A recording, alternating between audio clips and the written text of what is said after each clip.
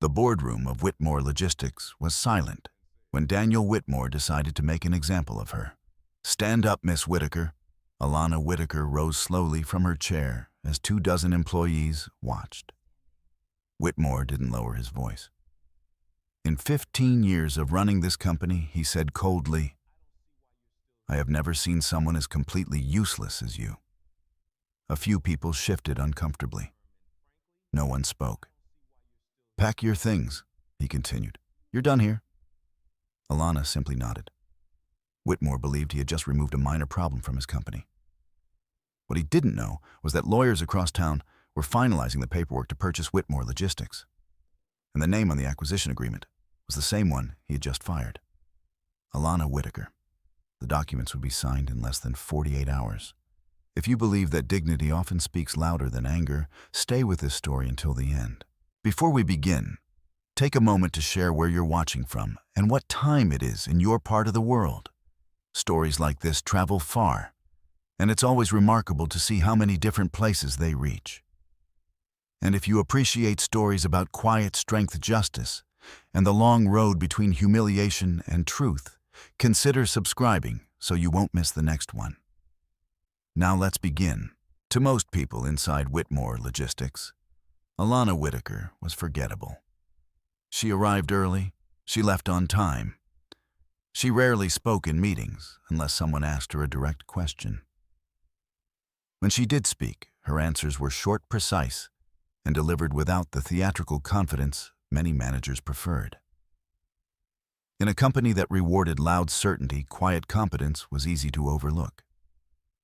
Her official title was Operations Data Analyst, a role that lived somewhere in the middle of the company's hierarchy, low enough to carry responsibility, but not high enough to carry authority. Her desk sat near the back corner of the operations floor on the 22nd level of the Whitmore Logistics headquarters in Manhattan. It was an open-plan office, rows of desks stretching across glass walls that overlooked the Hudson River. The view was impressive. Most employees stopped noticing it after the first week.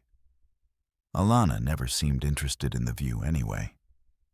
Her workspace was simple: a laptop, a black notebook, 2 pens aligned neatly beside it, a coffee mug that rarely stayed full for long. She wrote things down constantly: numbers, comments from meetings, small decisions that passed through departments without anyone paying attention. It wasn't unusual for analysts to take notes. What was unusual was how carefully Alana documented things most people ignored. No one ever asked why. Most of the people around her had already decided who she was. Quiet, a little slow, probably not leadership material. Julia Carter, a senior analyst who sat 2 rows away, had once described her to a new hire during lunch. "She's nice," Julia had said casually, "but honestly, I don't think she's built for this place." Whitmore Logistics was not a quiet company. It was built on urgency and pressure.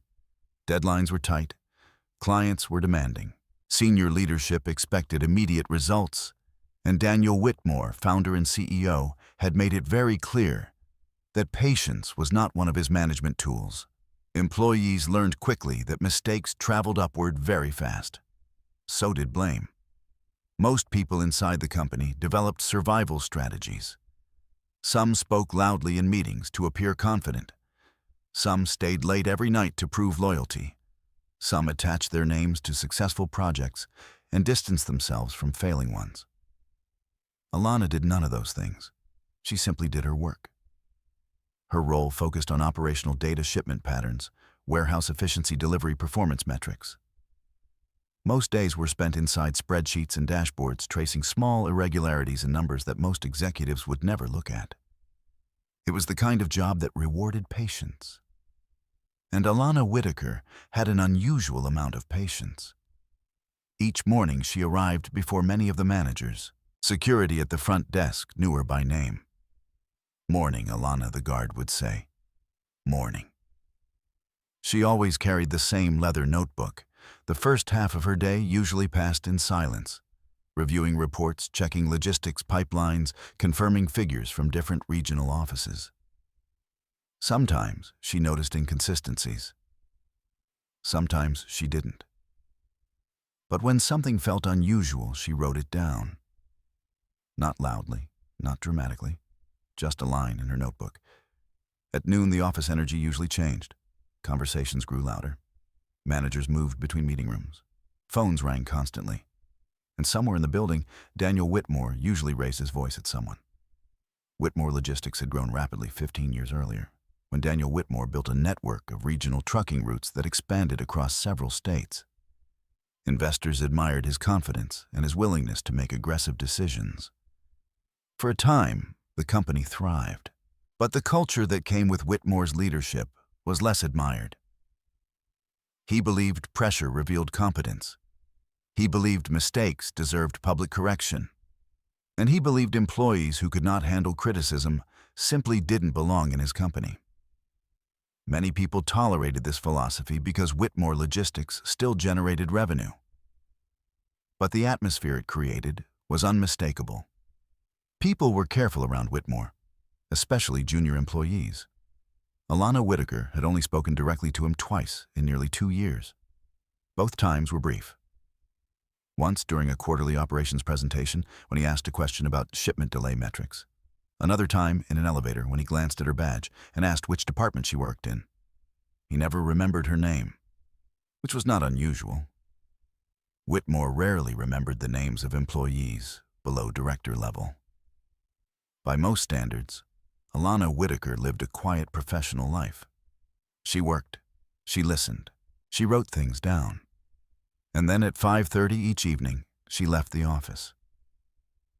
This alone made her slightly unusual. Many employees stayed late simply to be seen staying late. But Alana packed her bag at nearly the same time each day. Not abruptly, not disrespectfully, just calmly. Heading out, Julia Carter had asked once. Yes. Julia had laughed lightly. I wish I had that kind of confidence. Alana had only smiled politely. The truth was, her evenings were not empty. They simply existed outside the world of Whitmore Logistics. Most nights, she walked 3 blocks from the office to a quieter street where a black sedan often waited. The driver always greeted her with a nod. Good evening, Miss Whitaker. Good evening. The car usually carried her north through Manhattan traffic until the skyline changed and the buildings softened into quieter residential streets. Her apartment sat in a brownstone building on the Upper West Side. From the outside, it looked like many others on the block. Inside, it was warm, quiet, and carefully organized. And almost every evening, someone was already there. Caleb Whitaker, her husband. Caleb rarely wore the tension of a corporate executive. Even after long days, he carried himself with the relaxed focus of someone who had learned to think carefully before speaking. His work belonged to a different world from Alana's office job. Caleb Whitaker was a partner at Whitaker Langford Capital, a private equity firm known for acquiring struggling companies and rebuilding them. The firm specialized in identifying organizations whose internal problems were invisible to the public. Companies that looked stable from the outside, but were quietly eroding on the inside. Dinner in their apartment was rarely rushed. They talked, not loudly, not dramatically. Caleb often asked about her day. What did you notice today? It was a question he asked almost every evening. And Alana answered with the same calm precision she used at work. 2 vendor contracts were renewed without competitive bids. Operations flagged a warehouse slowdown in Newark. Finance approved consulting payments that seemed unusually large. She never spoke emotionally about these things. She simply described them, like data points. Caleb listened carefully. Sometimes he asked follow-up questions. Sometimes he didn't. But over time, the picture became clearer. Whitmore Logistics was not failing in obvious ways. The trucks still moved. The contracts still existed. Revenue still appeared on reports. But beneath those surface indicators, something else was happening. Something quieter. Something slower. And Alana had been watching it for nearly 2 years. Inside Whitmore Logistics, no one believed Alana Whitaker was particularly ambitious. No one imagined she was studying the company itself. No one suspected that every small note she wrote in her black notebook was part of a larger pattern. And certainly no one, not Daniel Whitmore, not the executives, not the analysts sitting around her, realized that the woman they barely noticed was already connected to people capable of buying the entire company. But Alana Whitaker never rushed conclusions. She believed patience revealed truth. And patience, she had learned, was far more powerful than attention. For now, she simply continued doing what everyone expected of her. She showed up. She worked quietly. She observed. And every evening, she closed her notebook, left the office, and carried a little more information out of Whitmore Logistics than anyone inside realized. The company thought it was employing her. In reality, Alana Whitaker had been studying it very carefully. And the first real crack in the company's carefully maintained image was closer than anyone in that office understood, including the man who would soon decide she was useless. The life Alana Whitaker lived inside Whitmore Logistics was only a fraction of the truth. To her co-workers, she was simply another analyst working quietly in operations. A woman who preferred spreadsheets to conversations and who seemed content occupying the background of meetings. But the life that began when she left the office each evening was far more complex and far more deliberate. The apartment she shared with Caleb Whitaker sat on a quiet street on Manhattan's Upper West Side. The building itself was understated brownstone walls, narrow stairs, large windows, facing a tree-lined avenue. It looked like the home of professionals who valued calm more than display. Inside, the atmosphere was exactly that. Soft lighting, shelves filled with books, a dining table that often held more documents than plates. Alana entered the apartment shortly after 6 most evenings. Caleb was usually already home. Unlike many partners at investment firms, Caleb Whitaker did not stay in the office late simply to prove his dedication. His work required concentration rather than theatrics. And concentration often happened better outside crowded offices. When Alana stepped through the door that evening, Caleb was sitting at the dining table with his laptop open. Several printed financial reports lay beside him. He looked up when she entered. "You're right on time," he said. "I always am." She placed her bag beside the chair and removed the same black notebook she carried to the office every day. Caleb watched the notebook the way a scientist might observe a container holding fragile evidence. "How was today?" he asked. Alana sat across from him and opened the notebook.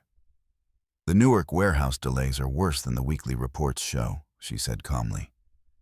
"Operations flagged it internally, but the executive summary reduced the numbers."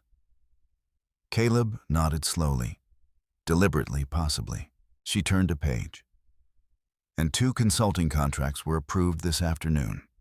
For what purpose? Strategy advisement."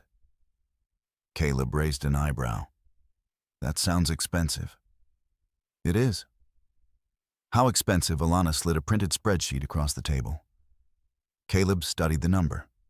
He let out a quiet breath. $3 million. "Yes." "And the consulting firm?" She tapped the name on the page. "Langdon Advisory." Caleb recognized the name immediately. "They've never handled logistics consulting." "I know." He leaned back in his chair, thinking. This was how most of their evenings unfolded. Quiet conversation, measured observations, no dramatic conclusions. Alana never rushed interpretation. She believed information revealed itself gradually. The first time she mentioned Whitmore Logistics to Caleb had been almost 2 years earlier. At that time, she had only been working there for 3 months. Caleb had asked the same question he asked now. "What do you think of the company?" Her answer had been simple. "It's disorganized." He had laughed softly. That describes half the companies in America. But Alana had continued observing. And over time, her observations became more specific. Small patterns began appearing.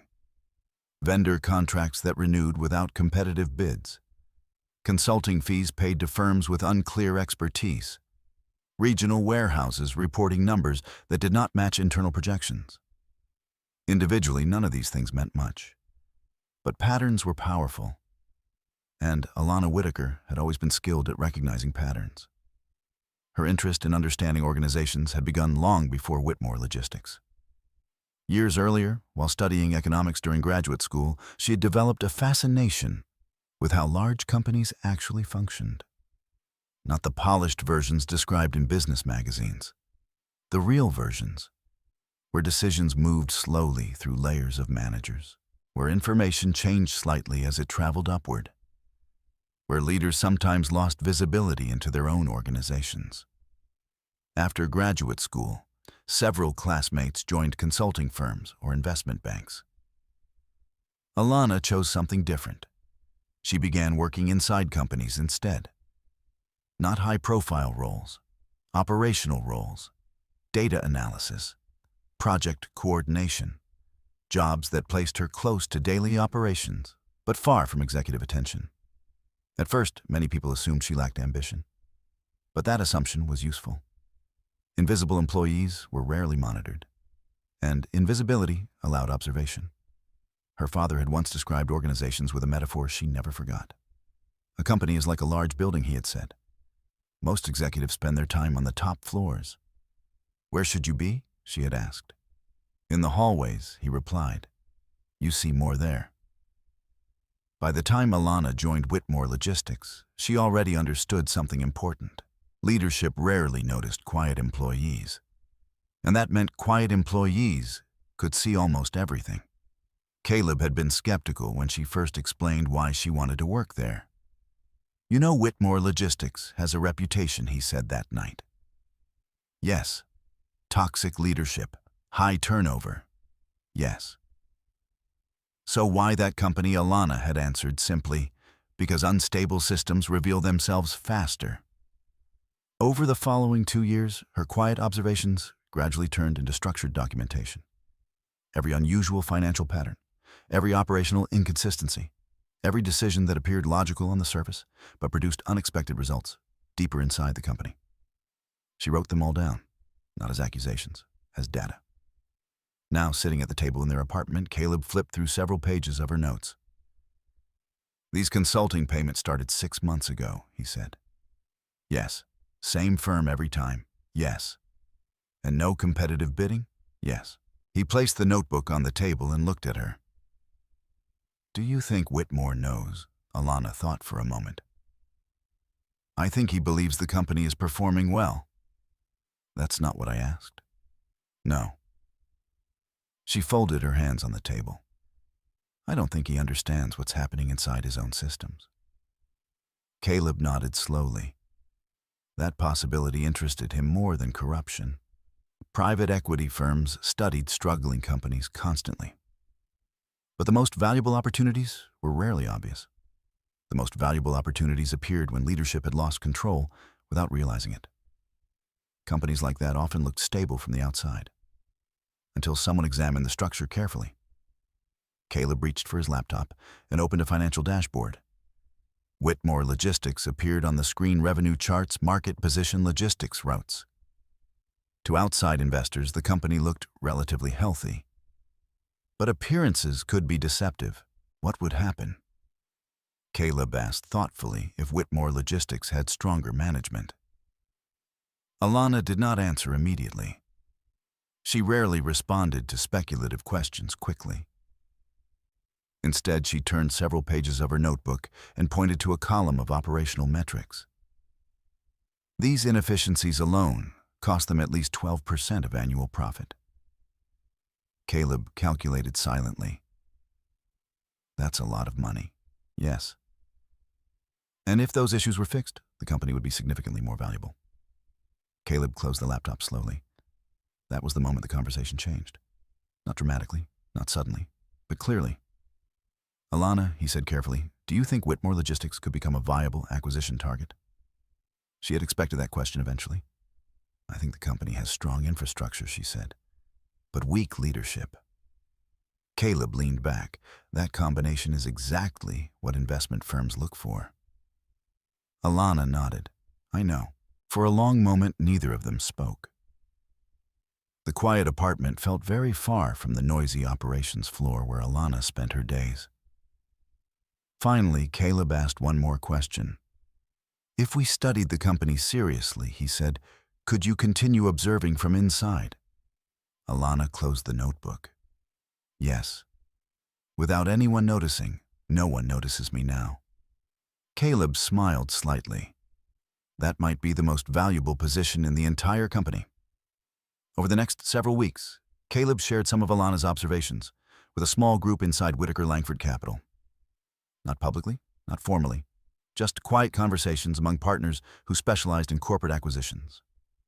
One of those partners was Victor Langford. Victor listened carefully as Caleb explained the situation. A logistics company with hidden inefficiencies, Victor said thoughtfully, and leadership that may not realize the scope of the problem. Caleb nodded. And you have internal insight. My wife works there. Victor smiled faintly. Then we might have something worth studying. From that point forward, Whitmore Logistics became more than just Alana's workplace. It became a potential investment target. But the process would require patience, months of financial analysis, careful observation of ownership structures, conversations with investors who held shares. None of this could happen quickly, and none of it could attract attention, which suited Alana perfectly. She had never rushed anything in her life. Inside Whitmore Logistics, nothing about her behavior changed. She still arrived early, still sat quietly at her desk, still wrote notes in her black notebook. To everyone around her, she remained exactly the same person. A quiet analyst, a background employee, someone easy to overlook. And that was precisely why the plan forming outside the company could continue undetected. Because while Whitmore Logistics believed it understood the people working inside its walls, it had no idea that one of those employees was quietly helping build the future ownership of the entire company. And Daniel Whitmore, confident, loud, and certain of his authority, remained completely unaware that the quiet analyst sitting several floors below his office was becoming part of the most important decision the company would soon face. Daniel Whitmore believed he understood his company better than anyone. After all, he had built it. 15 years earlier, Whitmore Logistics had started with 3 trucks, 1 rented warehouse in New Jersey, and an aggressive contract with a regional retailer that no larger logistics firm had wanted to handle. Whitmore took the risk. The contract succeeded. More contracts followed. Investors arrived later. But in Whitmore's mind, the company had always been his creation. And founders who built something from the ground up often carried a particular kind of certainty. The belief that instinct mattered more than process. The belief that experience mattered more than oversight. The belief that authority did not need to explain itself. Inside Whitmore Logistics, Daniel Whitmore's personality shaped everything. He moved quickly through the building most mornings, rarely stopping long enough for conversation. His office occupied the top floor, surrounded by glass walls that overlooked the river and the moving grid of Manhattan streets. Few employees visited that floor unless invited. Whitmore preferred to keep distance between himself and the daily noise of operations. But when something irritated him, that distance disappeared quickly.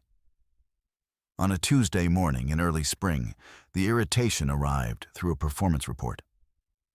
The meeting room on the executive floor held 8 people that morning. CFO Mark Sullivan sat near the end of the long table, flipping through financial pages with quiet concentration. Mark had worked with Whitmore for nearly a decade, and during that time, he had developed a careful survival skill. He spoke only when necessary. Across from him sat Rachel Kim, Director of Human Resources, who maintained the calm posture of someone accustomed to managing executive tempers. 2 regional managers joined remotely on large video screens mounted on the wall. Whitmore stood at the head of the table. He rarely sat during meetings. Standing allowed him to move to pace to point at numbers on screens as if they had personally offended him. "This doesn't make sense," he said sharply.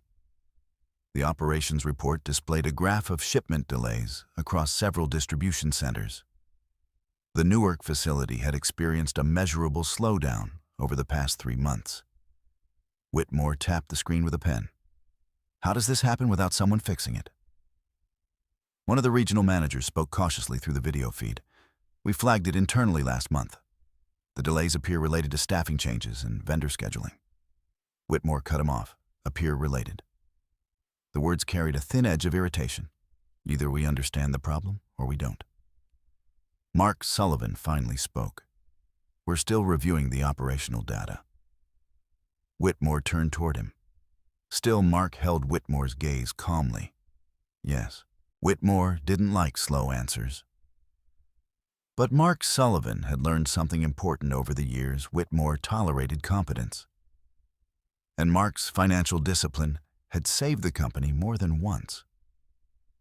Whitmore turned back to the screen. What about the consulting team we hired? Rachel Kim glanced briefly at Mark. Whitmore had approved a series of consulting contracts 6 months earlier. They were meant to improve operational efficiency across the logistics network. Langdon Advisory is reviewing warehouse performance, Rachel said carefully. Whitmore nodded once. Then why are delays increasing? No one answered immediately. Whitmore disliked silence even more than slow answers. He walked to the window and stared down at the city below. 15 years, he said quietly. No one interrupted. I built this company from nothing. He turned back toward the table, and suddenly we have consultants, analysts, managers, and no one can explain a warehouse delay. Rachel kept her voice neutral. Operational analysis takes time. Whitmore waved the explanation away. What it takes is accountability. He returned to the screen and studied the chart again. Where did this report originate? Mark checked the document. Operations Data Pipeline. Who compiled it? Mark glanced at the document footer. Operations Analytics Team. Whitmore waited. Mark continued reading. Primary analyst listed here is Alana Whitaker. The name meant nothing to Whitmore. He frowned slightly. Who Operations Data Analyst? Whitmore exhaled impatiently. Then why isn't that person explaining the numbers? Rachel answered before Mark could. Analysts typically prepare reports, but don't attend executive meetings.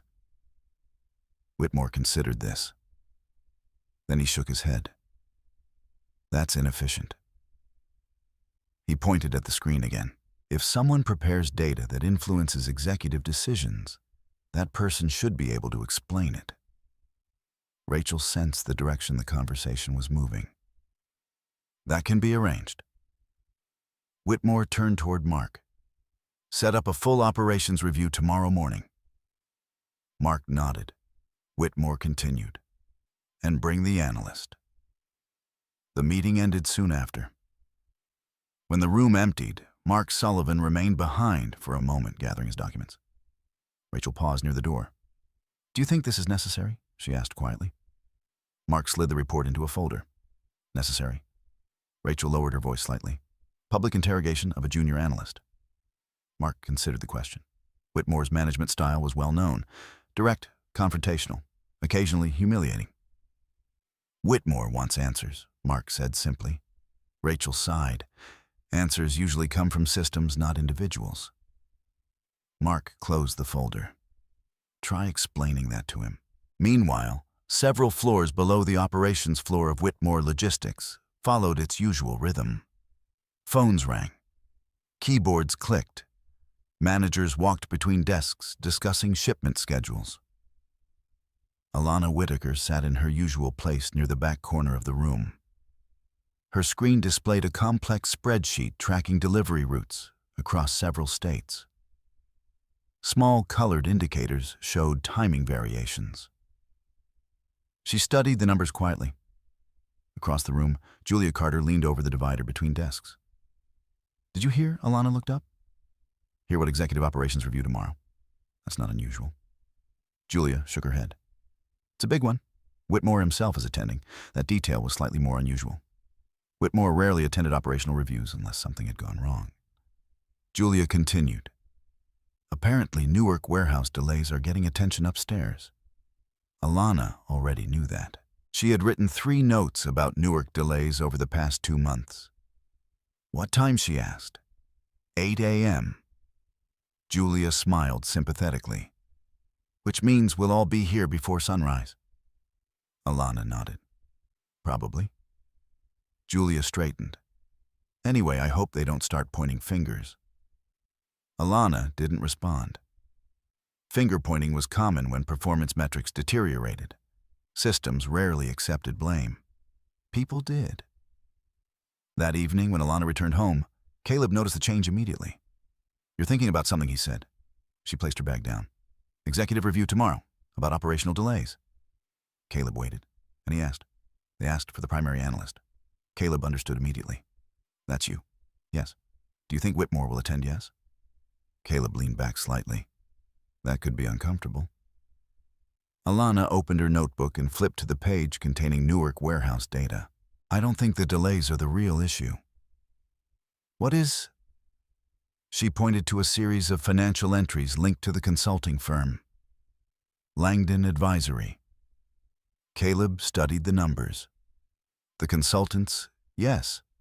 Why their recommendations changed scheduling patterns, and that caused delays partially. Caleb thought for a moment. "Do you think Whitmore knows that Alana closed the notebook?" "I don't know what Whitmore knows." Caleb studied her expression carefully. "You'll be careful tomorrow." It wasn't a question. Yes. Neither of them said anything more about it. Outside their apartment window, Manhattan traffic moved slowly through the evening. Inside, Whitmore Logistics preparations for the morning meeting were already underway. Documents were printed, slides were assembled. Executives expected explanations. And somewhere inside the building, a CEO who believed he controlled everything, prepared to demand accountability from someone whose name he had only just learned. Daniel Whitmore thought the next day's meeting would clarify a simple operational problem. What he did not realize was that the quiet analyst he planned to question had already spent 2 years understanding the deeper structure of his company. And when people with incomplete information demanded quick answers, they often created the very conflicts that revealed the truth. The meeting the next morning would begin as an operations review. But it would quietly begin something else as well, the moment Daniel Whitmore first turned his attention toward Alana Whitaker. And once he did the chain of events that eventually led to her public dismissal and the far greater consequences that followed, would begin moving forward one step at a time. Morning arrived early at Whitmore Logistics. By 7:30, the operations floor was already active. Analysts reviewed data streams, managers scanned overnight logistics reports, and several employees moved quickly between desks carrying printed documents. The executive review meeting was scheduled for 8. When senior leadership attended meetings that early, everyone understood one thing clearly. Someone would be blamed. Alana Whitaker arrived at her desk at 7:15 earlier than usual. The office lights were still dim in parts of the floor, and only a few analysts had arrived. She placed her bag beside her chair and opened the black notebook she carried every day. The Newark warehouse entries filled 3 pages now. Shipment delays, staffing changes, vendor scheduling adjustments. But the pattern that interested her most wasn't operational. It was financial. She turned the page and reviewed a list of consulting payments made to Langdon Advisory over the past 6 months. Each payment was large. Each payment followed a similar structure. And each one corresponded closely with operational changes inside the company. At 7:45, Julia Carter appeared beside her desk, holding a coffee cup. "You're here early," Julia said. Alana looked up. "So are you." Julia smiled nervously. "I don't trust mornings when Whitmore calls meetings. Neither did most people. Whitmore had a reputation for transforming routine discussions into public interrogations." Julia leaned slightly closer. "I heard he personally asked for the analyst who prepared the report." Alana nodded. "That's what I was told." Julia frowned. "That seems unnecessary." Alana closed the notebook. "Probably." Julia hesitated. "You're not worried." Alana's expression remained calm. "It's a data review." Julia looked unconvinced. Data reviews usually involve managers. Today it involves analysts. Yet on Julia's side, well, good luck. At 7:55, an operations manager walked across the floor. Whitaker Alana stood. Yes, they're ready upstairs. The executive conference room sat 3 floors above the operations floor. The elevator ride lasted less than a minute. But during that short trip, the building's atmosphere changed. The higher floors were quieter, more controlled. The open rows of analyst desks disappeared, replaced by private offices and glass-walled meeting rooms. The operations manager led Alana into the largest conference room on the floor. 8 people were already seated around the long table. Daniel Whitmore stood near the screen at the front of the room. He glanced toward the door as Alana entered. For a moment, his expression suggested he had not expected someone so young. "This is the analyst," he asked. The operations manager nodded. "Yes, Alana Whitaker." Whitmore gestured toward an empty chair halfway down the table. "Sit." Alana took the seat quietly. The room settled into silence. On the large screen behind Whitmore, the Newark warehouse performance graph appeared again. The same graph Alana had studied dozens of times. Whitmore began speaking without introduction. "This chart shows a 3-month decline in operational efficiency." He tapped the screen with a pen. "I want to know why." No one answered immediately. Whitmore looked down the table. "Who prepared this report?" Alana raised her hand slightly. "I compiled the operational data." Whitmore studied her briefly. "Then explain it." Alana turned toward the screen. "The Newark warehouse experienced several scheduling disruptions beginning in January." Whitmore interrupted. "That's obvious." He pointed at the graph. "I'm asking what caused them." Alana spoke calmly. "The disruptions correlate with vendor scheduling changes." "Which vendors?" "Primarily 2 subcontracted freight carriers." Whitmore frowned. "And why were their schedules changed?" Alana paused for a moment. Several people around the table watched her closely. She chose her words carefully. The changes followed recommendations from Langdon Advisory. Whitmore's expression shifted slightly. "The consulting firm, yes." Whitmore glanced briefly toward Mark Sullivan. Mark remained neutral. Whitmore turned back to Alana. "The consultants were hired to improve efficiency." "Yes. And you're suggesting they caused delays?" "I'm saying the delays began after the recommendations were implemented." Whitmore crossed his arms. "That sounds like speculation." Alana kept her voice steady. "It's a correlation." Whitmore stepped closer to the table. "And what exactly do you expect us to do with correlations? Investigate them?" The answer was simple. But Whitmore did not appreciate simple answers when they challenged his decisions. He walked slowly around the table. Langdon Advisory was hired after careful consideration. No one corrected him. Whitmore stopped beside Alana's chair. "You're an analyst." "Yes." "Not a consultant?" "Yes." "Not an executive?" "Yes." Whitmore nodded once. "Then perhaps you should focus on presenting data rather than interpreting management decisions." The room remained silent. Alana nodded slightly. "Understood." Whitmore returned to the front of the room. "Let's move on." For the next 30 minutes, the meeting continued. Regional managers explained staffing changes. Operations leaders discussed supply chain disruptions. But the underlying tension remained. Whitmore disliked uncertainty, and the discussion had provided little clarity. Eventually, he turned the conversation back to finances. Mark Whitmore said, "How much have we paid Langdon Advisory so far?" Mark opened a folder. "Approximately $9 million over 6 months." Whitmore nodded. "Investment in improvement." Alana wrote the number quietly in her notebook. 9 million. She already knew the figure. But hearing it spoken aloud confirmed something important. No one in the room questioned it. No one asked why the consulting firm had been hired without competitive bids. No one asked why the operational changes recommended by that firm corresponded with declining performance. Most people in executive meetings avoided questions that created conflict. Whitmore ended the meeting abruptly. "Operations will continue monitoring Newark performance." He looked around the table. "And I expect solutions, not theories." Everyone nodded. The meeting dissolved quickly after that. Executives gathered their documents and left the room. Alana remained seated for a moment, finishing a note in her notebook. $9 million. 6 months. Consulting firm with limited logistics experience. Operational decline. When she finally stood, Mark Sullivan was still at the table collecting his papers. He glanced toward her. "You handled that well." Alana met his gaze. "I answered the question."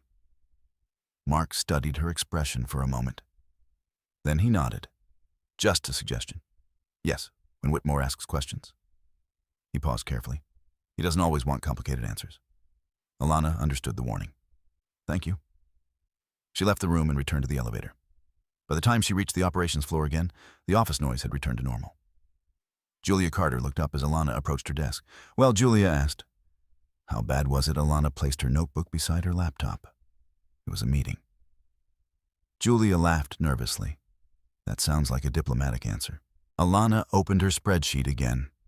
It was routine. Julia studied her face. "I'm not sure Whitmore does routine."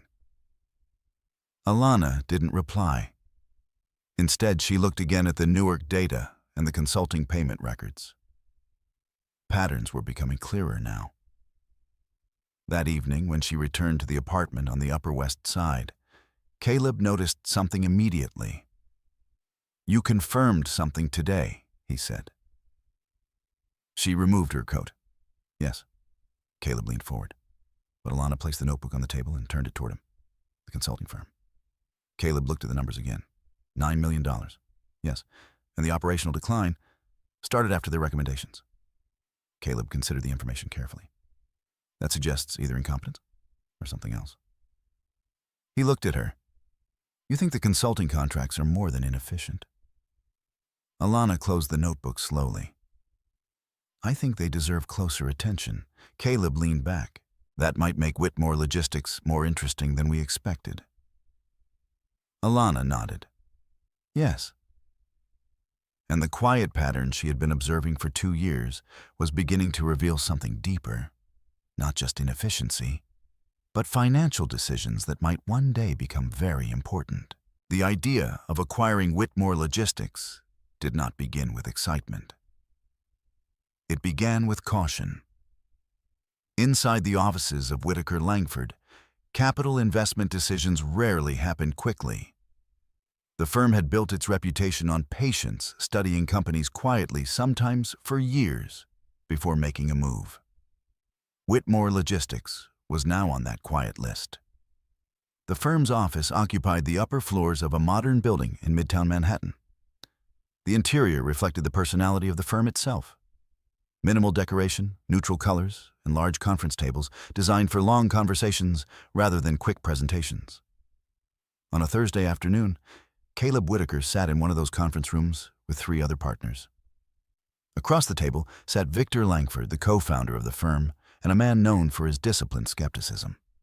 Victor rarely became enthusiastic about potential acquisitions. His role was to ask uncomfortable questions. The third person in the room was Ethan Cole, the firm's general counsel, whose responsibility was to anticipate legal complications before they appeared. Caleb placed a thin folder on the table. "Whitmore Logistics," he said. Victor leaned back slightly. "I remember the name. Regional Logistics Network. Strong infrastructure across the Northeast." Victor nodded slowly. "But declining operational efficiency." "Yes." Victor glanced toward Ethan. "Public company, privately held," Ethan replied. "Ownership distributed among the founder and several mid-sized investors." Victor tapped the folder. "And the internal insight you mentioned," Caleb chose his words carefully. "My wife works there." Victor's expression didn't change. "In what capacity?" "Operations analyst." Victor raised one eyebrow. "That's unusually convenient." Caleb smiled faintly. "It's also unusually informative." He opened the folder and slid several printed charts across the table. Operational metrics, warehouse performance reports, vendor payment summaries. Victor studied the numbers in silence. Ethan reviewed the legal notes attached to the documents. Finally, Victor spoke. "These consulting payments stand out." Caleb nodded. $9 million in 6 months. Victor looked up. For a logistics consulting firm with minimal logistics experience. Yes, Ethan turned a page. And the contracts appear to have been approved without competitive bidding. Caleb nodded again. Victor leaned back. So either the consulting firm is incompetent, or something else is happening, Caleb said. Victor didn't rush to conclusions. Let's assume for a moment the situation is simply poor management. Caleb waited. Victor continued. Founder-led companies often deteriorate slowly. Leadership becomes isolated. Decision-making becomes reactive rather than strategic. Ethan added quietly, that pattern is common. Victor looked at Caleb. What does your internal observer believe Caleb didn't need to clarify who that meant? She believes the company still has strong infrastructure. Victor nodded. And weak leadership. Yes. Victor folded his hands. That combination interests me. It was the closest thing Victor Langford ever offered to enthusiasm. But he was still cautious. Acquiring a logistics company of that size requires more than operational analysis, he said. We would need significant equity. Caleb knew that. Whitaker Langford Capital specialized in restructuring companies, not gambling on uncertain assets. But Whitmore Logistics had something that caught investors' attention. Assets, warehouses, delivery contracts, infrastructure that competitors might want. If leadership improved, the company's value could increase significantly. Victor looked again at the consulting payments. These transactions also raise another question. Caleb nodded. Yes, governance. Ethan closed the legal file. If those contracts were approved improperly, it could create leverage during acquisition negotiations. Victor nodded slowly. Exactly. Leverage mattered in corporate acquisitions. If a company's leadership had made questionable financial decisions, investors sometimes gained influence more easily. But speculation alone was not enough. Victor tapped the folder. We need more information. Caleb expected that answer. That's possible. Victor looked up. How? Caleb smiled slightly. My wife continues working there. Victor studied him carefully. And no one inside the company knows her connection to this firm. Victor nodded once. That makes her position unusually valuable.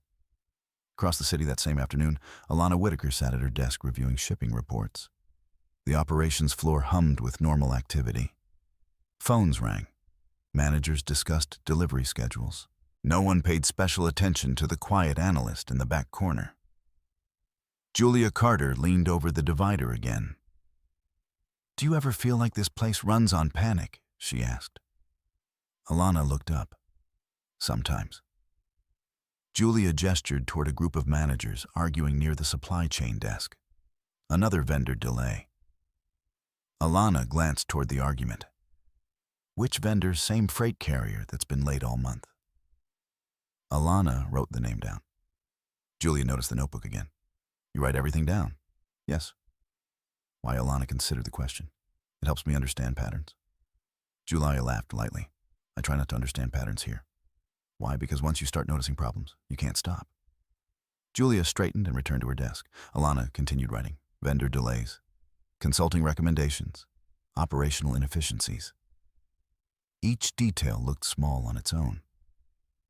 But together they formed something larger. That evening, when Alana arrived home, Caleb was waiting with a quiet smile. You had a productive meeting today, he said. She raised an eyebrow. How do you know Victor Langford doesn't spend 2 hours discussing a company unless he's interested? Alana removed her coat. So he's interested? Yes. She placed her notebook on the table. What does that mean? It means we begin studying Whitmore Logistics seriously. Alana opened the notebook again. What does that involve? Caleb sat down across from her. First, we analyze ownership structure. Investors, yes. Then we quietly begin purchasing small equity positions through intermediaries. Alana nodded. Private equity acquisitions rarely happened overnight. They moved slowly, almost invisibly. How long, she asked. Months, Caleb said. Possibly longer. Alana was comfortable with that timeline. Patience had always been her advantage. Can you continue observing the company from inside? Caleb asked. Yes, and no one suspects anything, no. Caleb smiled slightly. That's perfect. The next step required careful planning. Whitaker Langford Capital could not simply announce interest in Whitmore Logistics. That would raise the company's valuation immediately. Instead, Ethan Cole began constructing a quiet acquisition vehicle, a new holding company, neutral name, no obvious connection to Whitaker Langford Capital. The legal structure took several weeks to prepare. Eventually, the documents were finalized. The entity would be called North River Holdings. From the outside, it appeared to be a small investment group. Inside Whitaker Langford Capital, it served a different purpose. It would quietly begin purchasing shares of Whitmore Logistics from minority investors. Not quickly, not dramatically, just small transactions over time. Meanwhile, inside Whitmore, Logistics' daily operations continued unchanged. Employees focused on shipments deadlines and performance metrics.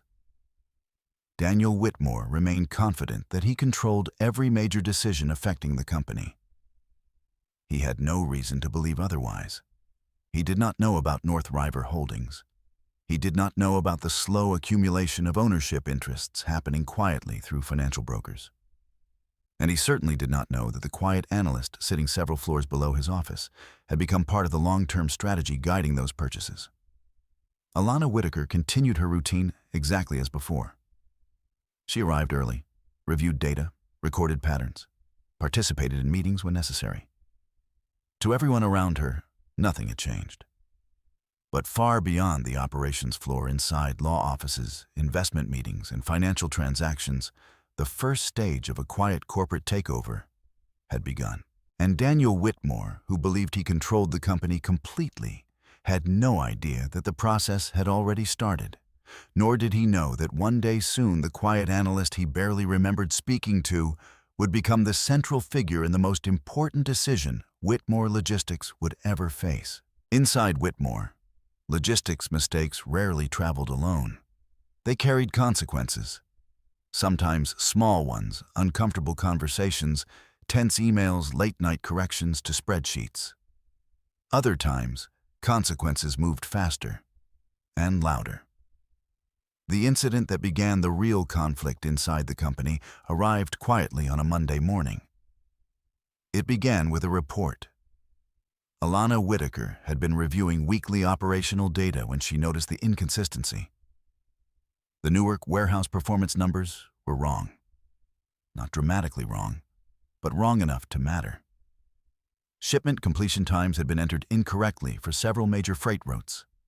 The difference was small, and each entry only a few hours. But when the totals were calculated, those hours shifted the entire weekly performance report. Instead of showing a moderate delay problem, the summary now showed a significant operational failure. Alana studied the data carefully. Errors happened, especially in complex logistics systems where multiple departments entered information into the same database. But something about the pattern bothered her. The incorrect numbers appeared only in the final aggregated report. The underlying shipment logs were accurate, which meant the error occurred during the final compilation stage. She traced the workflow backward through the data system. Warehouse operations submitted raw data. Regional coordinators verified the entries. Then the operations analytics team generated the final performance report. The final report had passed through several hands. And, unfortunately, the last name attached to the file was hers. Not because she had created the error, but because she had been the last analyst to review the compiled spreadsheet before it was distributed. Alana leaned back slightly in her chair. This was the risk of working in data analysis. When numbers went wrong, the person closest to the final document often carried responsibility. Across the desk divider, Julia Carter noticed her expression. "Something wrong?" Julia asked. Alana rotated the monitor slightly. Julia studied the screen. Shipment delays. Data entry error. Julia frowned. That report already went to management. Yes.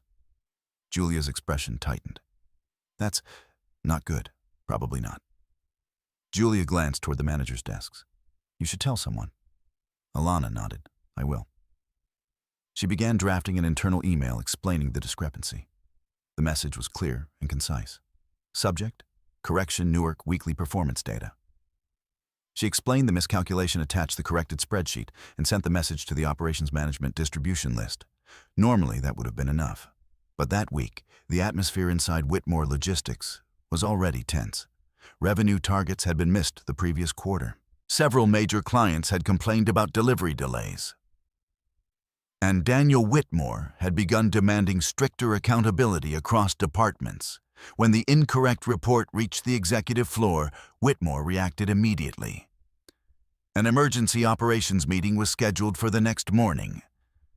The meeting invitation arrived late that afternoon. Participants included several operations managers, 2 finance representatives, and one name at the bottom of the list: Alana Whitaker, operations data analyst. Julia leaned over again when the invitation appeared on Alana's screen. Oh no, Julia said quietly. Alana read the email once, then closed it. It's a review meeting. Julia shook her head. It's Whitmore. That's true. You know how he handles mistakes. Alana did know. Whitmore believed mistakes deserved public correction. Julia lowered her voice. You sent the correction email, right? Yes. Then maybe they'll realize the error wasn't yours. Maybe. Julia studied her. You're awfully calm about this. Alana returned to her spreadsheet. It's a data issue. Julia sighed. Data issues have ended careers here. The next morning, the executive conference room was already filled when Alana arrived. Whitmore stood near the window. CFO Mark Sullivan sat near the center of the table reviewing financial reports. Rachel Kim from HR sat quietly near the end. Several operations managers avoided eye contact with one another. Whitmore turned when Alana entered. Miss Whitaker? She nodded. Yes. Whitmore gestured toward the table. Sit. The meeting began without introductions.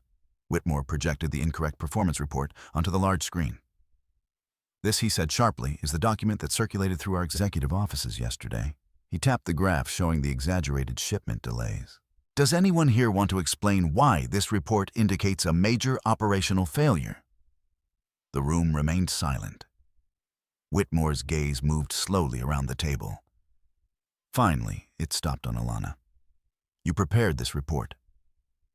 Alana spoke calmly. I reviewed the compiled spreadsheet. Whitmore narrowed his eyes slightly. And approved it for distribution. Yes.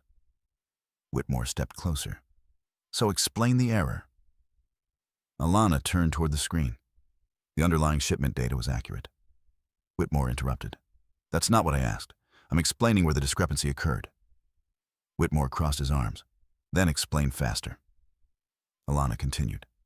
The error occurred during the aggregation formula used in the final spreadsheet.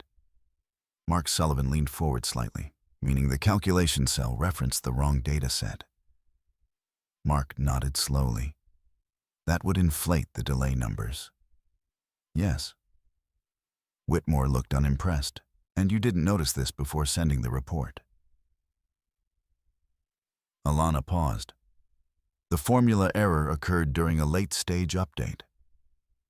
Whitmore raised an eyebrow, which means it was not present during earlier drafts. Whitmore glanced toward the operations managers.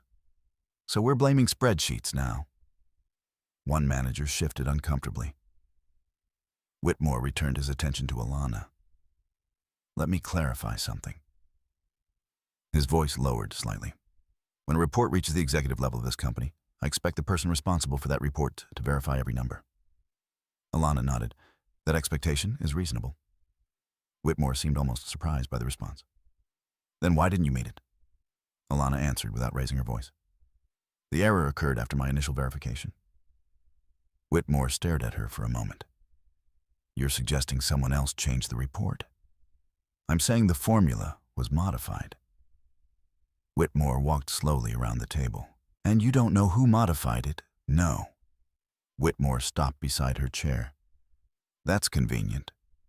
Several people in the room shifted slightly. Whitmore's tone had changed. The meeting was no longer about the report. It was about accountability. And Whitmore preferred accountability to have a face. He returned to the front of the room. "This company runs on precision," he said coldly. "When numbers are wrong, decisions become wrong." No one disagreed. Whitmore looked again at the screen. Clients see delays. Investors see inefficiency. He turned toward Alana, and executives see analysts who cannot perform basic verification. Alana didn't react. Mark Sullivan spoke carefully. The correction email explained the discrepancy. Whitmore waved the comment away. After the mistake had already reached leadership, silence returned. Whitmore studied Alana again. In his mind, the situation looked simple. A junior analyst had allowed a flawed report to reach executives. The error had embarrassed leadership. And Whitmore believed embarrassment required correction. He leaned slightly forward. "How long have you worked here, Miss Whitaker? 2 years?" Whitmore nodded slowly. 2 years. He looked around the room. Plenty of time to learn basic responsibility. Alana sat quietly. Whitmore's patience had reached its limit. "I'm scheduling a full department review tomorrow morning." He looked directly at her. "And you will explain exactly how this happened." The meeting ended abruptly. Managers gathered their documents quickly. No one spoke to Alana as they left. Julia Carter was waiting when Alana returned to the operations floor. "Well," Julia asked nervously. Alana placed her notebook on the desk. "They want a department review tomorrow." Julia's eyes widened.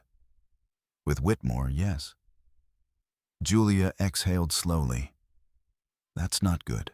Alana opened her notebook and wrote a short line beneath the Newark data entries. "Report error, executive escalation." Julia watched her write. "You're still taking notes?" "Yes."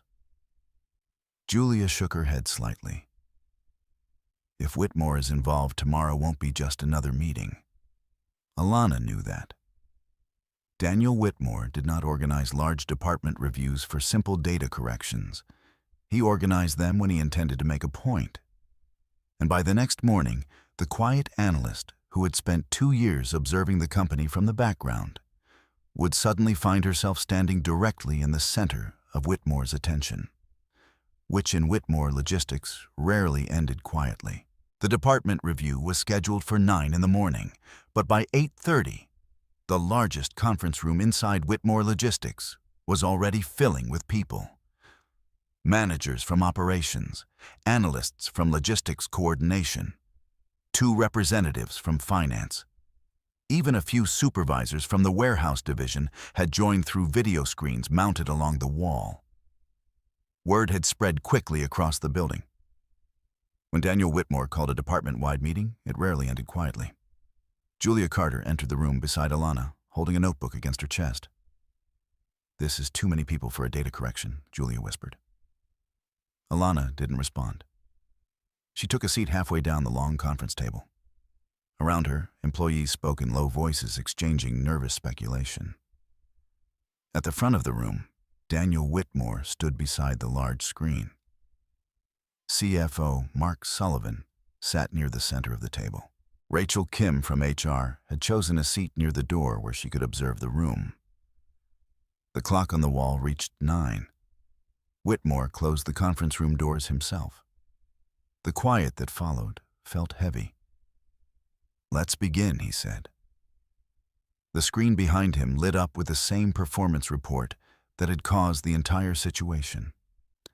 The incorrect graph still dominated the slide. Whitmore pointed at it. "This document circulated to executive leadership yesterday." He turned toward the room, and it contained false information. No one spoke. Whitmore continued, "False information in operational reporting is not a small problem." His voice carried easily across the room. "It damages credibility, it creates bad decisions, and it suggests something inside the system is broken." He paused. "Today we're going to identify exactly what that is." Whitmore looked down the table. "Miss Whitaker." Alana stood slowly. Several people in the room turned toward her. Whitmore gestured toward the screen. You reviewed this report before it reached executives? Yes. Then explain how the error occurred. Alana faced the screen. The shipment data itself was accurate. Whitmore interrupted immediately. That's not the question. I'm explaining the sequence. Whitmore folded his arms. Continue. Alana spoke clearly. The formula used to calculate total delay hours referenced an incorrect dataset. Whitmore glanced at the spreadsheet displayed on the screen. And you didn't notice that the formula was modified after my earlier verification. Whitmore's expression hardened. So now the spreadsheet modified itself. A few people shifted uncomfortably in their seats. Alana remained calm. I'm saying the formula was changed. Whitmore stepped closer. By whom, I don't know. Whitmore let out a short breath through his nose. That answer is very convenient. He turned to the room. Apparently, in our operations department, critical financial reports change themselves after analysts approve them. No one laughed. Whitmore looked back at Alana. You've worked here 2 years? Yes. In 2 years, have you learned that executives rely on accurate information? Yes. Then explain why inaccurate information reached my desk. Alana held his gaze. The report was corrected as soon as the discrepancy was discovered. Whitmore nodded slowly. Yes. He walked back toward the screen, after it was already circulated. He tapped the graph again, after it had already wasted executive time. He turned suddenly toward the room, and after it made this company look incompetent. The room remained silent. Whitmore returned his attention to Alana. Let me ask a simpler question. His voice had become colder. What exactly do you contribute here, Miss Whitaker? The question lingered in the air. Julia Carter stared at the table. Several managers avoided looking at either of them. Alana answered calmly. I analyze operational data. Whitmore nodded. Yes. He stepped closer again. And yet, when the numbers mattered, you failed to analyze them correctly. The tension in the room grew heavier. Mark Sullivan shifted slightly in his chair. Whitmore continued. I built this company on accountability. His voice carried across the entire room now. When someone makes a mistake, they own it. He leaned slightly toward Alana. So let me give you the opportunity to do exactly that. Alana didn't move. Do you accept responsibility for this report? The question had become a test. Many employees in that room understood how these moments worked. Whitmore expected submission, an apology, acknowledgement of failure. That was how most of his confrontations ended. But Alana's answer was measured. I accept responsibility for reviewing the report. Whitmore waited. That's not the same as accepting responsibility for the error. Whitmore's jaw tightened slightly. You're drawing a distinction. Yes. Whitmore stared at her for a moment. Then he turned toward the room again. This is exactly the problem with modern corporate culture. He spread his hands. No one wants responsibility. He looked back at Alana. Everyone wants to explain. The silence around the table had become uncomfortable. Whitmore spoke again. In my company, explanations don't fix mistakes. He paused. Competence does. Then he said the words that would echo through the company for weeks afterward. Frankly, Miss Whitaker, I'm struggling to understand why we employ you at all. Several people shifted in their chairs. Julia closed her eyes briefly. Whitmore continued, his tone flat and deliberate. In 2 years, I've never seen you lead a project. He pointed toward the screen again. And now the one report that reaches my office is wrong. He stepped back slightly. That makes you in very simple terms. He let the sentence finish itself. Useless. The word hung in the air. No one moved. Whitmore crossed his arms. This company cannot afford useless people. Alana stood quietly. Whitmore looked toward HR. Rachel. Rachel Kim looked up slowly. Yes, prepare the paperwork. The words came without hesitation. Effective immediately, Miss Whitaker's employment with Whitmore Logistics is terminated. The room seemed to freeze. Julia stared at Alana in shock. Mark Sullivan looked down at the table. No one spoke. Whitmore looked back at Alana. "You can collect your personal belongings." He gestured toward the door. "Security will escort you, if necessary." For a moment, the only sound in the room was the quiet hum of the projector. Alana Whitaker did not argue. She did not raise her voice. She simply nodded once. Understood. Whitmore seemed almost irritated by the calm response, but the decision had already been made. Alana closed the notebook in her hands. The same notebook that held 2 years of observations, 2 years of quiet documentation, 2 years of watching the internal mechanics of Whitmore Logistics. She placed the notebook inside her bag. Then she looked once around the room. Most people avoided her eyes. Julia Carter looked as though she wanted to say something but couldn't. Whitmore had already turned back to the screen, dismissing her with silence. Alana walked toward the door. Each step was quiet, measured, unhurried. When the door closed behind her, the room remained silent for several seconds. Whitmore finally spoke again. Now he said as if nothing unusual had happened. "Let's discuss how to ensure this kind of incompetence never happens again." But outside the conference room, Alana Whitaker stood calmly in the hallway. She adjusted the strap of her bag and walked toward the elevator. The decision Whitmore had made inside that room felt final to everyone who witnessed it. A junior analyst had been publicly humiliated and dismissed. Another small story inside a demanding company. But the elevator doors closed around Alana with quiet certainty. And Daniel Whitmore, confident in his authority, convinced he had removed a useless employee, had no idea that the woman he had just fired was already connected to something far more powerful than her job title. Because less than 48 hours later, the ownership structure of Whitmore Logistics would begin to change. And the name at the center of that change would be the same one Whitmore had just dismissed. Alana Whitaker. The hallway outside the executive conference room felt strangely quiet. Inside, voices had already resumed. Chairs moved, papers shuffled. Daniel Whitmore's voice carried faintly through the closed door as the meeting continued without interruption. For everyone still inside that room, the moment had already passed. A problem had been identified. An employee had been removed. The company would move forward. But Alana Whitaker stood for a moment beside the elevator, her bag resting lightly against her shoulder. She did not rush. The calm that surrounded her was not the calm of defeat. It was the calm of someone who had expected the moment might come, eventually. The elevator doors opened with a soft chime. She stepped inside and pressed the button for the operations floor. As the doors closed, the quiet hum of the elevator replaced the noise of the meeting upstairs. For the first time that morning, she was alone. The elevator descended slowly. 22nd floor. The doors opened again. The operations office was still busy. Phones rang. Employees typed rapidly at their desks. Several people glanced up as Alana stepped out of the elevator. News traveled fast in offices. Word of the meeting had already spread.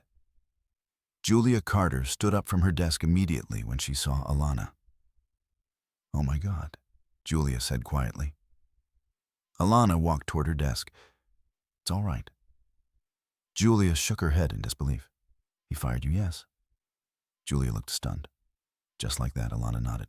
Julia lowered her voice. "That was completely unfair." Alana began placing a few items into her bag. It was his decision. Julia glanced around the office. Several co-workers were pretending not to watch, but everyone was listening. "What are you going to do?" Julia asked. Alana zipped her bag calmly.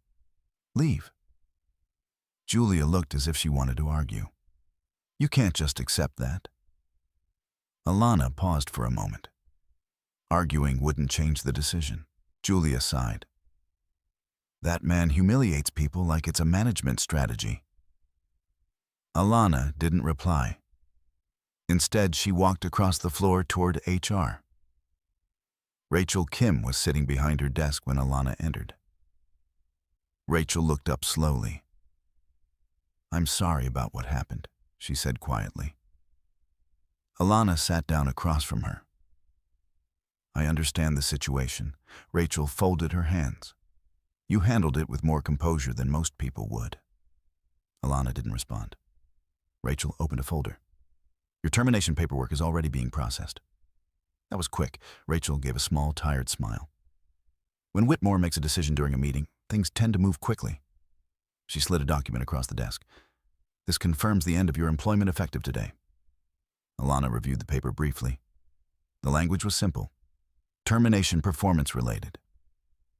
She signed the form without hesitation. Rachel studied her expression. You're taking this remarkably well. Alana returned the document. It's only a job. Rachel nodded slowly. That's true.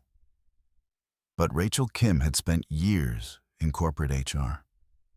And she knew that for many people, losing a job in a public meeting felt like something much larger than employment. It felt like humiliation. She hesitated before asking her next question. Do you need a few minutes to gather your things? Alana shook her head. I already have them. Rachel stood. I'll walk you out. They moved together through the quiet hallway toward the elevator. Rachel spoke again as they waited. Off the record. Alana looked at her. Yes, you were right about something in that meeting. Rachel's voice was quiet. The consulting contracts. Alana didn't react. Rachel continued. I've seen the invoices. And Rachel exhaled slowly. They don't make sense. Alana simply nodded. The elevator arrived. Rachel extended her hand. I wish you the best, Miss Whitaker. Alana shook it. Thank you. A few minutes later, she stepped outside the building. The late morning air carried the familiar sounds of Manhattan traffic. Taxis passed along the street. People hurried along sidewalks. Inside Whitmore Logistics, the workday continued as though nothing unusual had happened. But Alana paused on the sidewalk for a moment. Then she reached into her bag and removed her phone. She sent a single message. Meeting ended. Within seconds, Caleb replied. I expected that. Alana smiled slightly. She began walking toward the corner of the street where a car was already waiting. When she opened the door, Caleb was sitting inside. He studied her face for a moment. You're all right? Yes. Did he do it publicly? Yes. Caleb nodded slowly. That sounds like Whitmore. The driver pulled the car into traffic. Neither of them spoke for a moment. Finally, Caleb asked, Do you regret working there? Alana thought about the question. No. Even after today, yes. Caleb smiled faintly. Good. He reached into a leather folder beside him. I have something you should see. He handed her several printed documents. Alana studied the pages carefully. They were ownership reports, investor transactions, equity transfers. North River Holdings had spent the last several months quietly purchasing shares from minority investors. Each transaction had been small, but together they had changed something important. Alana looked up. We reached the threshold. Caleb nodded. Last night. She read the document again. North River Holdings now controlled the majority of Whitmore Logistics equity. Does Whitmore know? She asked. Not yet. When will he? Caleb leaned back slightly. Soon. He closed the folder. The lawyers are finalizing the acquisition documents tomorrow morning. Alana looked out the window at the passing city. The building she had just left disappeared behind them. For 2 years, she had walked through those doors every morning as a quiet analyst. No one inside that company had known who she really was. No one had asked. Caleb watched her carefully. You understand what happens next? Yes. Whitmore Logistics will have new ownership. Yes, and the CEO will eventually learn who made that possible. Alana nodded. Caleb smiled slightly. I wonder how he'll react. Alana's voice remained calm. Doesn't matter. Caleb looked at her. You're not angry now. Most people would be. Alana turned the final page of the document. The name printed at the top of the acquisition agreement was clear. Primary investor Alana Whitaker. She closed the folder. Anger isn't useful. Caleb studied her expression for a moment. Then he nodded. You've been patient for 2 years. Yes. And now Alana looked back toward the skyline of Manhattan. Now the process continues. Inside Whitmore Logistics, Daniel Whitmore had already moved on to other matters. He believed the company had simply removed an underperforming employee. A routine correction. A small moment of accountability. But across the city, legal documents were being prepared that would soon change the structure of the company entirely. And when the final signatures were placed on those documents, Daniel Whitmore would discover something he had never considered possible. The analyst he had just fired was about to become the person who owned his company. The law offices of Cole and Harrington overlooked Bryant Park from the 36th floor of a polished glass tower in Midtown Manhattan. Inside the main conference room, the atmosphere was calm, professional, and precise. The kind of quiet space where decisions involving hundreds of millions of dollars were made without raised voices. Long, polished tables, soft lighting, folders arranged carefully beside each seat. For the lawyers present that morning, this meeting was the final stage of a process that had been unfolding quietly for months. The acquisition of Whitmore Logistics was nearly complete.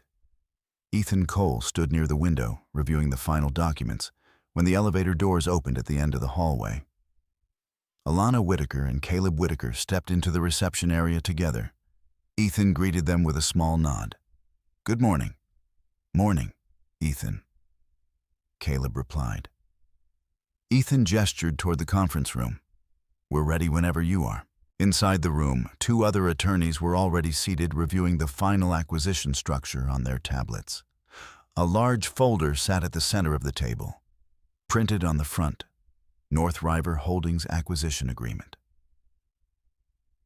Alana took a seat near the middle of the table. Caleb sat beside her. Ethan placed several documents in front of them. "These are the final revisions," he said. "The equity transfers from the last minority shareholders were confirmed last night." Caleb nodded. "And the controlling interest," Ethan turned a page. "North River Holdings now owns 53% of Whitmore Logistics." The number was quiet, but its significance was enormous. Ownership of a majority stake meant control. Board control, executive control, strategic control. For months, North River Holdings had been quietly purchasing shares through intermediaries. Individual investors had sold small portions of their holdings without realizing that the buyers were connected. Now the pieces had come together. Ethan slid another document forward. "This is the final acquisition confirmation." Alana reviewed the page. The language was typical of corporate legal agreements, careful, precise, and intentionally unemotional. But the conclusion was clear. Whitmore Logistics now had a new majority owner, North River Holdings. And within North River Holdings, the primary investor was listed clearly, Alana Whitaker. Caleb looked toward Ethan. "When does the board notification go out after signatures?" "And Whitmore," Ethan smiled faintly. "He'll receive the same notice as the other shareholders." Caleb nodded. "Fair." Alana turned another page of the document. Her expression remained calm. Ethan watched her for a moment. "You seem remarkably composed." Alana looked up. "I've had time to think about it. Most people signing their first controlling acquisition agreement are at least slightly nervous." Alana considered that. Perhaps. Caleb smiled slightly. "She's been studying that company for 2 years." Ethan nodded slowly. "That explains the confidence." The room fell quiet again as the lawyers reviewed the final technical details. Corporate acquisitions required precision. Every clause mattered. Board structure, voting rights, executive transition procedures. Ethan pointed to a paragraph near the end of the document. "This section addresses the initial board restructuring." Caleb leaned forward. "Walk us through it." "Once the acquisition becomes public, North River Holdings has the authority to appoint 3 new board members, which gives us majority influence." "Yes." And Whitmore Ethan turned another page. "Daniel Whitmore retains his current position as CEO until the board votes otherwise." Caleb nodded thoughtfully. "That's standard." However, Ethan continued, "The board has the authority to initiate a governance review." Caleb glanced at Alana. She understood immediately. The governance review clause created a legal path for investigating leadership decisions, consulting contracts, financial approvals, operational mismanagement, everything. Ethan continued. If the board determines that executive leadership failed in fiduciary duty, removal becomes legally straightforward. Caleb leaned back slightly. Understood. Alana closed the document folder slowly.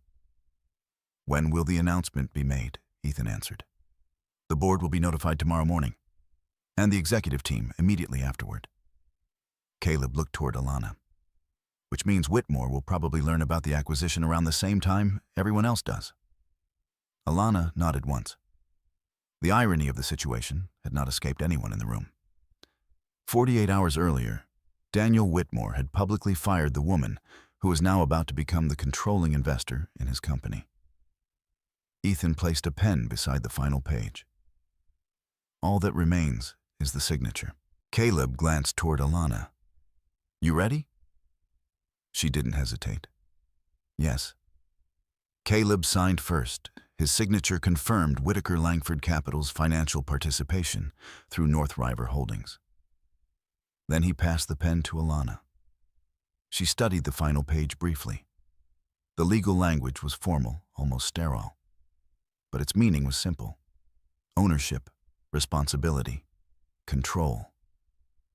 She signed her name carefully. Alana Whitaker. The pen moved slowly across the paper. The moment passed quietly. No applause, no dramatic reactions. Just the calm acknowledgement that something significant had happened. Ethan collected the documents. I'll file these immediately. He placed the signed agreement into the folder. Congratulations, Caleb stood. Thank you, Ethan. The lawyers began organizing the paperwork. The meeting was essentially over. But as they walked toward the window, Caleb spoke again. There's something I've been wondering. Alana looked at him. What, when Whitmore sees the board notification? He smiled slightly. Do you think he'll remember your name? Alana considered the question for a moment. Then she answered calmly, Yes. Caleb laughed quietly. That meeting must look very different in hindsight.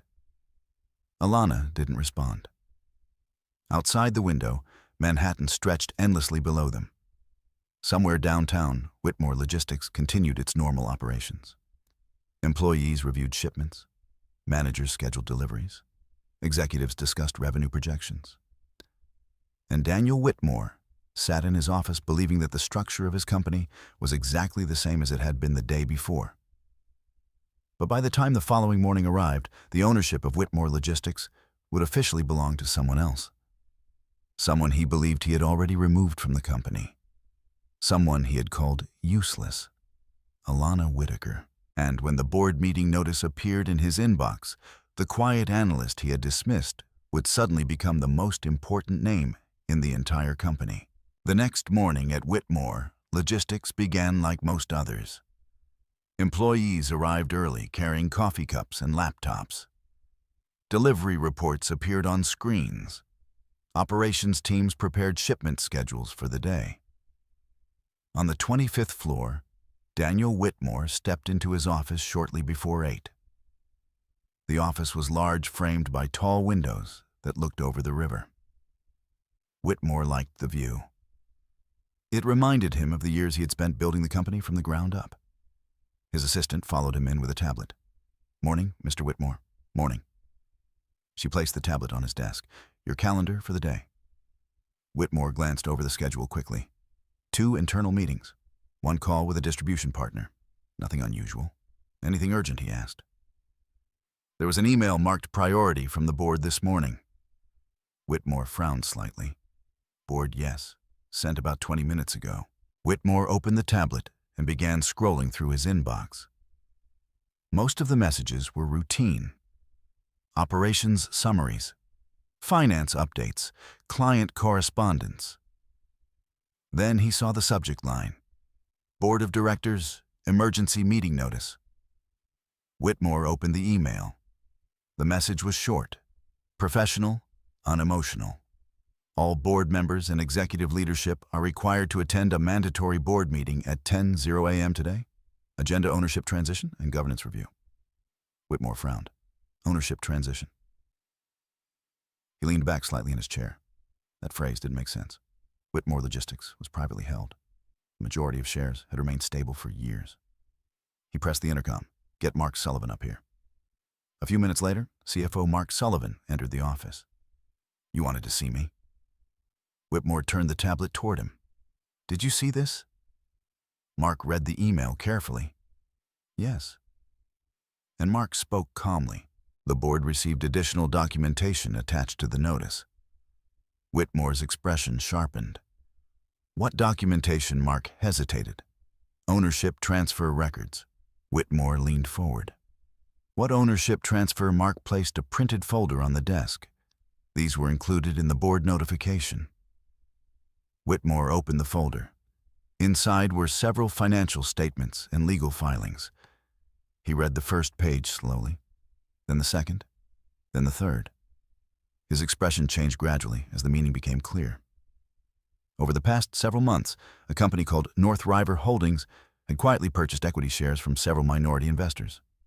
The transactions were small individually, but together they added up to something much larger. Whitmore looked up at Mark. How much? Mark answered without hesitation. 53%. Whitmore stared at him. 53% of what Mark met his gaze. The company. Silence filled the office.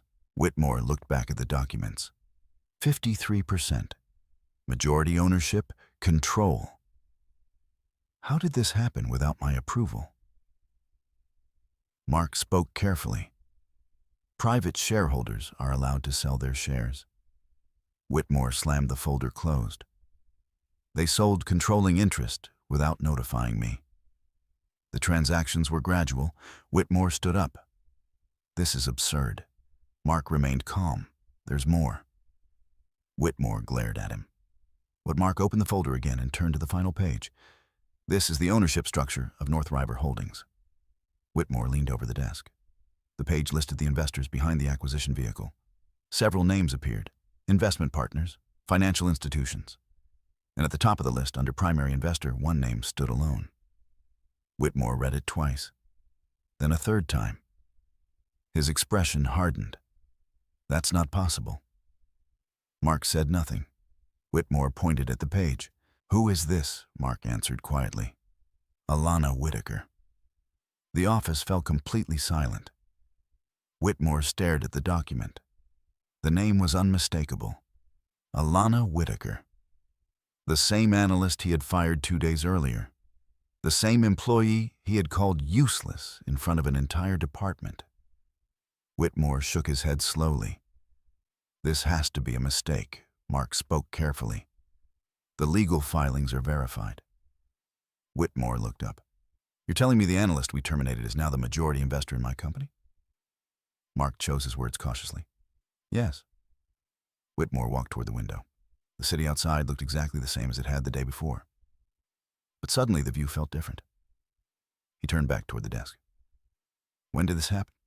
The acquisition documents were finalized yesterday afternoon. Whitmore stared at him. Yesterday, Mark nodded.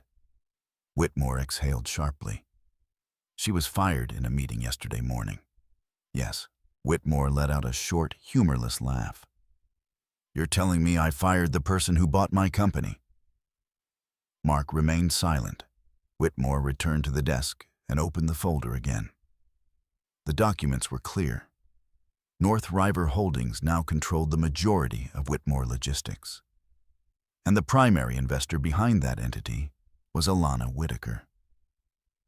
The board meeting notice suddenly made sense. Whitmore pressed his hands against the desk. This board meeting? Mark nodded. We'll formally acknowledge the ownership change. Whitmore looked at the clock. 9:15.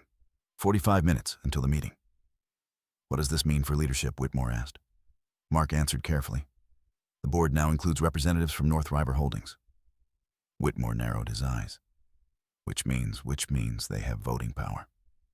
Whitmore walked slowly around the office. For 15 years, He had been the unquestioned authority inside Whitmore Logistics. Now, in less than 24 hours, that structure had changed. And the person responsible was someone he had barely remembered before the previous week. Someone he had dismissed publicly. Whitmore turned toward Mark again. "Where is she?" Mark shook his head. "I don't know." Whitmore stared at him. "You're the CFO of this company." "Yes." "And you're telling me you don't know where the majority owner is?" Mark chose his answer carefully. "She's not an employee anymore." Whitmore exhaled slowly. The irony was almost unbelievable. 2 days earlier, he had believed he was removing a minor problem from the company. Now the same person had become the most powerful shareholder in the organization. Whitmore picked up the board meeting notice again. The email listed the participants: board members, executive leadership, legal representatives, and one additional attendee, Alana Whitaker, North River Holdings. Whitmore stared at the name. For the first time since reading the documents, uncertainty appeared in his expression. He had spent years confronting employees, investors, and competitors with complete confidence. But this situation was different. He had underestimated someone, and now that person held the authority to change everything. Mark watched him quietly. "What would you like to do?" the CFO asked. Whitmore looked back at the window. The city still moved with the same steady rhythm. Traffic, people, business. But the balance of power inside Whitmore Logistics had already shifted. And in 45 minutes, the boardroom upstairs would reveal exactly how much. Whitmore turned away from the window. "Prepare the executive conference room." Mark nodded. Whitmore picked up the folder one last time. The name on the page seemed impossible. Alana Whitaker, the quiet analyst, the employee he had dismissed without hesitation. Now the majority investor in his company. And in less than an hour, she would walk into the same building again. Not as an employee, but as the person who owned it. By 9:55 that morning, the executive boardroom of Whitmore Logistics looked very different from the meeting room where Alana Whitaker had been dismissed 2 days earlier. The room itself was the same long, polished table glass walls overlooking Manhattan, large presentation screen mounted at the front. But the atmosphere had changed. Board meetings carried a different weight than internal management reviews. Executives spoke more carefully. Lawyers attended. Every word mattered. Robert Hayes, the long-standing chairman of the board, sat at the head of the table reviewing a stack of documents. Hayes was a careful man in his late 60s who had spent most of his career guiding companies through transitions. He rarely rushed decisions and rarely showed emotion in meetings. To him, companies were systems, and systems occasionally required correction. Around the table sat several board members representing longtime investors in Whitmore Logistics. Mark Sullivan had taken a seat near the middle, reviewing financial reports quietly. Rachel Kim from HR had been asked to attend as an observer. Daniel Whitmore entered the room a few minutes before 10. His expression was controlled, but the tension in his shoulders was noticeable. He took his usual seat near the front of the table. Robert Hayes looked up. "Good morning, Daniel." Whitmore nodded. "Morning." Hayes glanced toward the door. "We're waiting for one more participant." Whitmore already knew who that participant was. 10 o'clock arrived. The door opened quietly. Several people in the room turned their heads at the same moment. Alana Whitaker stepped inside. She wore a dark navy suit and carried a thin folder under her arm. Her expression was calm, composed almost identical to the expression she had worn during her time as an analyst. But the context had changed. This time, she was not entering as an employee. She was entering as the majority investor in the company. Behind her walked Ethan Cole, the attorney representing North River Holdings. Robert Hayes stood. "Miss Whitaker." Alana nodded politely. "Mr. Hayes." Hayes gestured toward an empty seat near the front of the table. "Please." She took the seat. Across from her, Daniel Whitmore watched in silence. For the first time in years, he seemed unsure how to begin. Hayes waited for the room to settle. Then he spoke. "This meeting has been called to formally acknowledge the recent ownership transition involving Whitmore Logistics." He gestured toward the screen. The presentation displayed a series of financial documents, equity transfer records, investment summaries, legal confirmations. Hayes continued. Over the past several months, North River Holdings has acquired a majority share of Whitmore Logistics. He paused. As of yesterday, that acquisition is complete. The words were simple, but their meaning carried enormous consequences. Hayes turned toward Alana. Miss Whitaker represents North River Holdings as the primary investor. All eyes in the room shifted toward her. She did not speak immediately. Hayes continued. As the controlling shareholder, North River Holdings now holds majority influence on the board. He gestured toward Ethan Cole. Mr. Cole will review the legal framework for this transition. Ethan stood and opened a folder. The acquisition process complied with all regulatory requirements, he said calmly. Shares were purchased from existing investors through private transactions. He looked toward the board members. All documentation has been verified. Whitmore finally spoke. When did this process begin? Ethan answered without hesitation. Approximately 6 months ago. Whitmore leaned forward slightly, and no one thought to inform the company leadership. Ethan's tone remained neutral. Private shareholders are not required to notify executive management when selling shares. Whitmore looked toward Alana. So you were planning this while working here? Alana met his gaze calmly. I was observing the company. Whitmore let out a short breath. That's one way to describe it. Robert Hayes raised a hand gently. Let's keep the discussion constructive. Whitmore leaned back in his chair. Hayes turned another page in his documents. Before we discuss governance changes, we need to address a second matter. He looked toward Mark Sullivan. Mark stood slowly. The new majority shareholder has requested a financial audit of several company expenditures. Whitmore frowned. What expenditures? Mark glanced at the screen. Several financial charts appeared. Consulting payments, vendor contracts, operational budgets. Whitmore recognized the numbers immediately. Langdon Advisory, the consulting firm he had hired 6 months earlier. Mark spoke carefully. These consulting agreements total approximately $9 million. Whitmore's voice sharpened slightly. Yes, strategic consulting. Mark nodded. The audit will review the approval process for those contracts. Whitmore crossed his arms. They were approved by executive management. Mark chose his next words carefully. The board is required to verify that such decisions complied with fiduciary responsibility. The phrase hung in the air.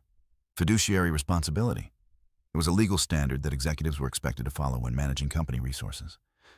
If that standard was violated, consequences could follow. Whitmore looked toward Alana again. So this is your plan? Alana's voice remained steady. The company deserves transparency. Whitmore gave a faint, humorless smile. You worked here 2 years and never said a word about transparency. Alana didn't respond to the remark. Hayes stepped in again. The purpose of this review is not personal conflict. He looked around the table. It's corporate governance. Hayes turned back toward the screen. Whitmore Logistics has strong infrastructure and valuable assets. He paused. But the board must ensure that leadership decisions protect those assets. The meeting moved forward. Lawyers explained the audit process. Board members reviewed operational performance reports. Several questions were raised about the consulting contracts and the declining efficiency at the Newark warehouse. Throughout the discussion, Alana spoke only when asked. Her answers were calm, precise, never emotional. Whitmore watched her carefully the entire time. 2 days earlier, he had dismissed her without hesitation. Now she sat across from him with the authority to initiate an investigation into his decisions. Finally, Hayes closed his folder. We will conclude today's meeting with 2 actions. He raised one finger. First, a full financial audit of the consulting contracts and operational restructuring. Then a second finger. Second, the board will reconvene in 2 weeks to review the audit findings and discuss executive leadership. Everyone in the room understood what that meant. Leadership review. Hayes stood. Thank you, everyone. The meeting began to dissolve. Board members gathered their papers. Lawyers exchanged quiet comments. Whitmore remained seated for a moment longer. Alana stood and closed her folder. As she turned toward the door, Whitmore finally spoke again. Miss Whitaker. She stopped. Yes. Whitmore looked at her for several seconds. Then he said quietly, You planned this very carefully. Alana considered the statement. Yes. Whitmore studied her expression. You didn't say much when you worked here? No. Whitmore leaned back slightly. And yet, you were watching everything. Yes. He nodded slowly. For a man who had built his career on confidence and control, the realization was difficult to accept. But the evidence was now sitting on the boardroom table. The quiet analyst he had dismissed had not been powerless. She had been patient.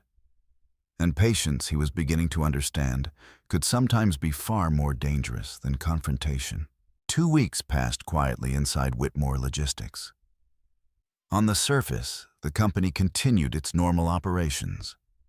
Trucks moved between distribution centers.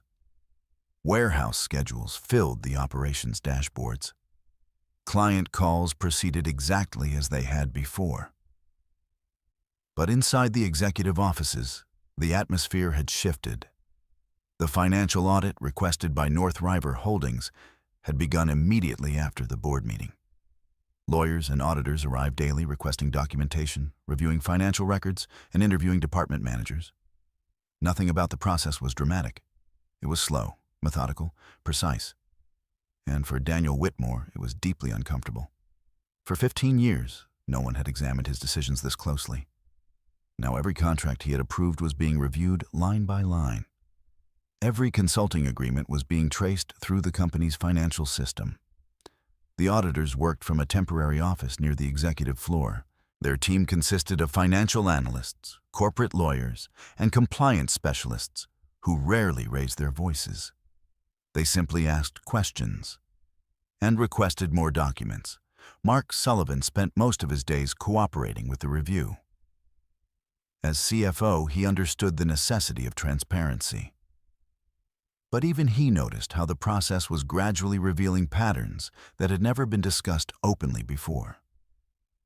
One afternoon, he sat across from Ethan Cole in the audit room. Several spreadsheets were displayed on a large monitor. Here, Ethan said, pointing to a column of numbers. These are the Langdon advisory payments. Mark nodded. Approved by Whitmore. Ethan clicked another tab. And these are the operational changes that followed. Shipment routes, scheduling adjustments, vendor substitutions. Mark studied the data carefully. Those changes correspond directly with the performance decline. Yes. Ethan folded his arms, which raises an important question. Mark already knew what the question was. Why would a consulting firm recommend operational changes that reduce efficiency? Ethan glanced toward the stack of contracts on the table, especially when that firm had no significant experience in logistics. Mark leaned back slightly. That's what the board wants to understand. Across the building, Daniel Whitmore sat alone in his office reviewing the same contracts. He had approved them quickly months earlier. Langdon Advisory had been introduced through a personal connection, an investment consultant, who had assured him the firm specialized in corporate restructuring. At the time, the proposal sounded convincing. Strategic operational optimization, advanced scheduling systems, process improvements. The contracts had been expensive. But Whitmore had believed they would strengthen the company. Now the auditors were asking questions that made the situation look very different.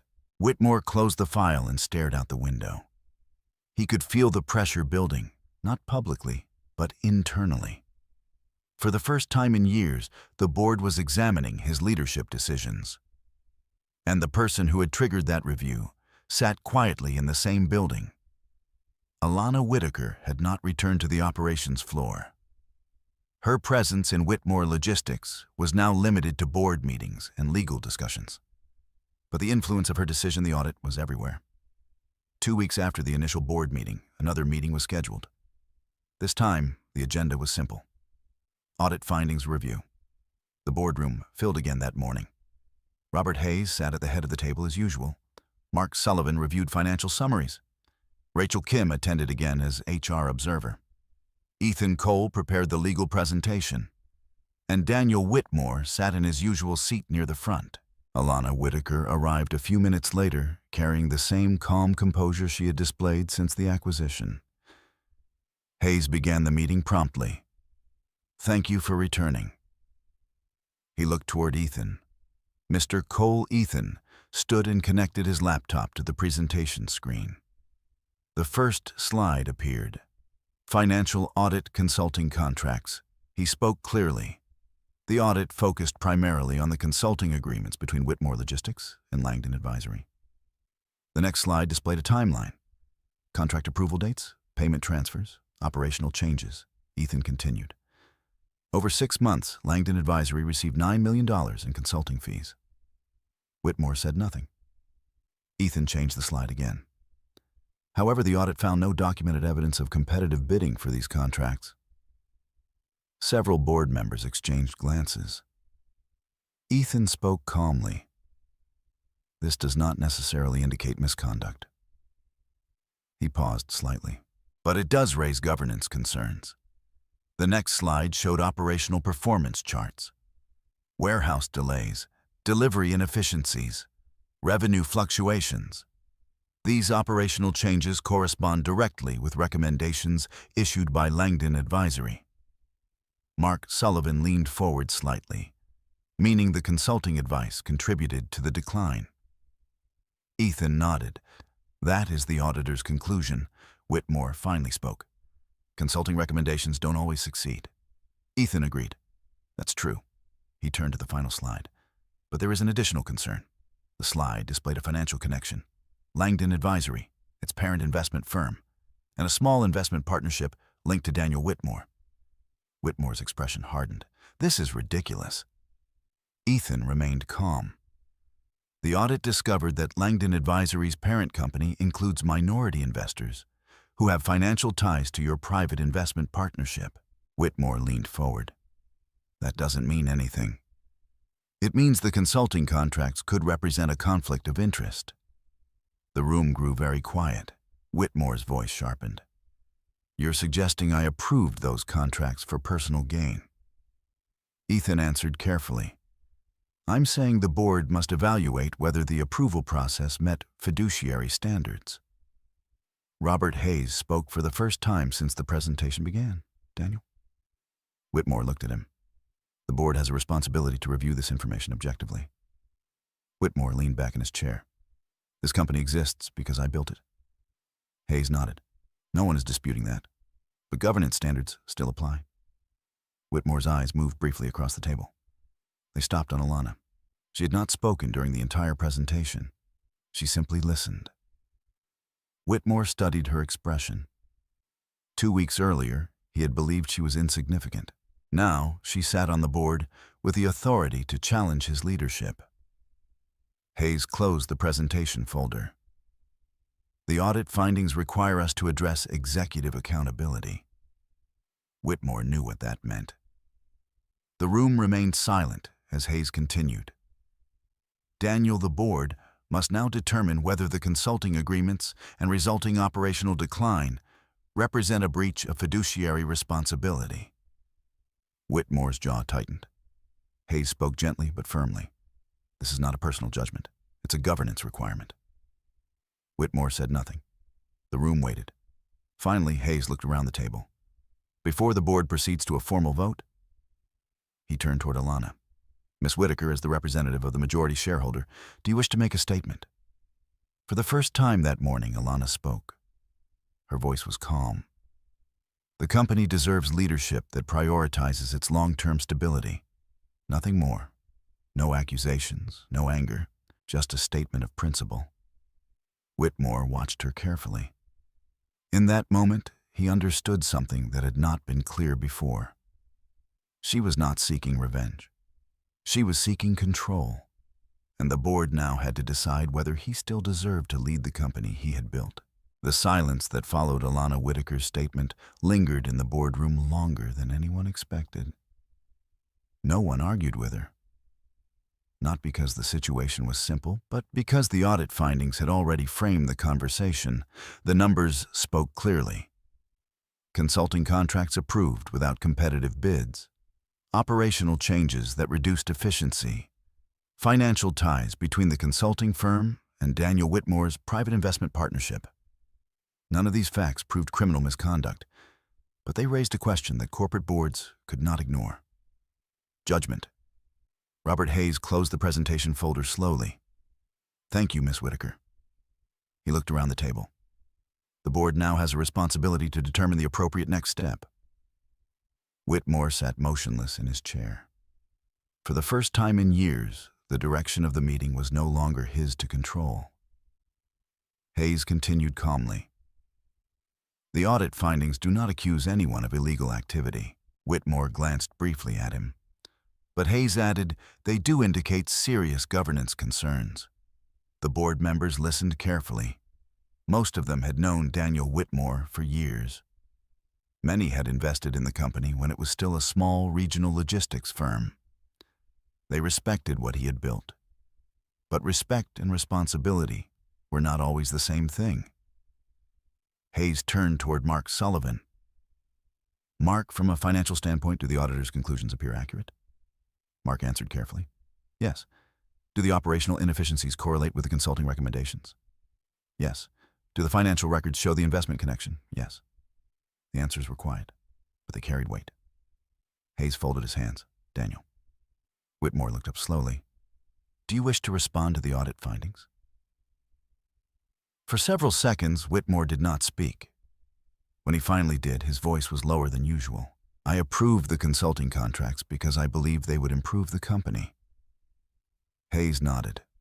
"No one doubts that was your intention." Whitmore leaned slightly forward. "I did not benefit personally from those contracts." Ethan Cole spoke calmly. "The issue is not personal profit." Whitmore looked at him. "Then what is it, disclosure?"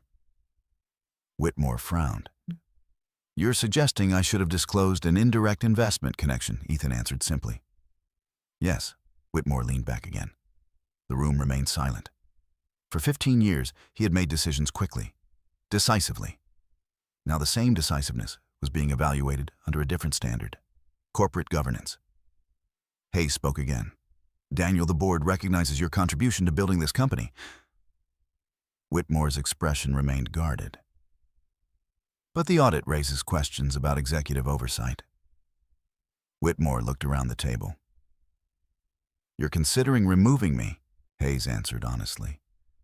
"We're considering whether leadership changes are necessary." Whitmore exhaled slowly. Across the table, Alana Whitaker remained still. She did not interrupt. She did not argue. She simply observed. Whitmore noticed. 2 days earlier, he had watched her walk out of the conference room he controlled. Now he sat in a boardroom where her presence carried more authority than his. He turned toward her. "You've been very quiet?" Alana met his gaze. "I prefer to listen." Whitmore studied her expression carefully. "You worked in this company for 2 years?" "Yes." "And you never once told anyone about these concerns?" "I documented them." Whitmore gave a short, bitter smile. "For your acquisition strategy? For the company's future?" Whitmore shook his head slightly. "You planned this from the beginning." "No." Then, when Alana answered calmly, when the patterns became clear. Whitmore leaned back in his chair. Hayes raised a hand gently. "This conversation is not about personal motives." He looked around the table. The board must now decide how to move forward. He paused. "Daniel, you have 2 options." Whitmore waited. "The first is to remain CEO while the board implements additional oversight procedures." Whitmore said nothing. "The second," Hayes continued, "is to step down voluntarily and allow the company to appoint new executive leadership." The room was silent again. Whitmore stared at the table for several seconds. 15 years of leadership, thousands of employees, a company he had built from 3 trucks and a rented warehouse. And now the decision in front of him was simple: stay and operate under board scrutiny, or leave. Whitmore looked up again. "Who would replace me?" Hayes answered. "The board would appoint an interim CEO while conducting a national search." Whitmore's eyes moved briefly toward Alana. "You already have someone in mind." Hayes didn't deny it. "The company requires stability." Whitmore nodded slowly. For the first time since the meeting began, his voice softened slightly. "I never expected to lose control of this company." Hayes spoke gently. "Few founders do." Whitmore glanced around the table one more time. No one looked hostile, but no one looked willing to defend him either. The audit had changed the balance of the conversation. Finally, Whitmore spoke again. "If I step down..." Hayes waited. "The board ends the governance review," Ethan Cole answered. "The financial audit will remain on record, but the board has no reason to pursue further investigation if leadership transitions smoothly." Whitmore nodded. He understood the message. A quiet exit would allow everyone to move forward. Hayes waited patiently. After a long moment, Whitmore leaned forward and placed his hands on the table. "I will resign as CEO." No one reacted dramatically, but the significance of the statement was unmistakable. Hayes nodded once. "Thank you, Daniel." Whitmore stood. "I'll prepare a formal letter this afternoon." Hayes extended his hand. Whitmore shook it. The gesture was respectful, professional, but it marked the end of an era. Whitmore turned toward the door. Before leaving, he looked briefly at Alana again. "You were right about one thing," he said quietly. She waited. "You were paying attention?" Alana nodded. "Yes." Whitmore gave a faint smile. Apparently, more than I was. Then he walked out of the boardroom. The door closed behind him. Hayes exhaled slowly. "Well," he looked around the table, "let's begin planning the transition." Alana gathered her folder calmly. She had not demanded Whitmore's removal. She had not argued for it. The evidence had spoken for itself, and the board had made its decision. Whitmore Logistics would continue. But it would continue under new leadership, and the quiet analyst who once sat unnoticed on the operations floor had become the person guiding that future. The resignation of Daniel Whitmore did not arrive with drama. No public confrontation, no angry statements, just a short press release issued 2 days later. Whitmore Logistics announces leadership transition. The statement thanked Whitmore for his 15 years of leadership and announced that the board had accepted his resignation as CEO. It also introduced an interim executive who would guide the company while a permanent successor was selected. For most employees inside Whitmore Logistics, the news felt surreal. Julia Carter read the announcement twice on her computer screen. Then she leaned back slowly in her chair. "You have got to be kidding me," she murmured. Across the operations floor, similar reactions spread quietly through the office. Whitmore leaving. The consulting contracts under investigation. And one additional detail mentioned in the announcement. North River Holdings, led by investor Alana Whitaker, now holds the controlling interest in the company. Julia blinked. Alana Whitaker. She whispered the name again. It sounded impossible. 2 weeks earlier, Alana had been sitting 3 desks away from her, quietly reviewing spreadsheets. Now she owned the company. Julia stood and walked toward the window, trying to process the situation. "So that's why she never argued," she said softly to herself. In another part of the building, Mark Sullivan closed the same press release on his laptop. The CFO had worked with Daniel Whitmore for nearly 10 years. Watching the company transition to new leadership felt strange, but he also understood something important. Companies survived by adapting, and Whitmore Logistics had needed change long before the acquisition happened. A knock came at his office door. "Come in." Rachel Kim stepped inside. "Quite a week," she said. Mark nodded. That's one way to describe it. Rachel sat down across from his desk. "I've been thinking about something." Mark raised an eyebrow. "What the day Whitmore fired her?" Mark understood immediately who she meant. Alana. Rachel nodded. He had no idea who she was. Mark smiled faintly. Neither did most of us. Rachel looked thoughtful. She never seemed interested in attention. No. And yet she ended up controlling the entire company. Mark leaned back slightly. That happens sometimes. Rachel tilted her head. How Mark answered simply, by paying attention. Across the city in the same Midtown office where the acquisition had been finalized, Alana Whitaker stood near a large window overlooking the afternoon traffic below. The view was different from the one in Whitmore's old office, but the city looked the same.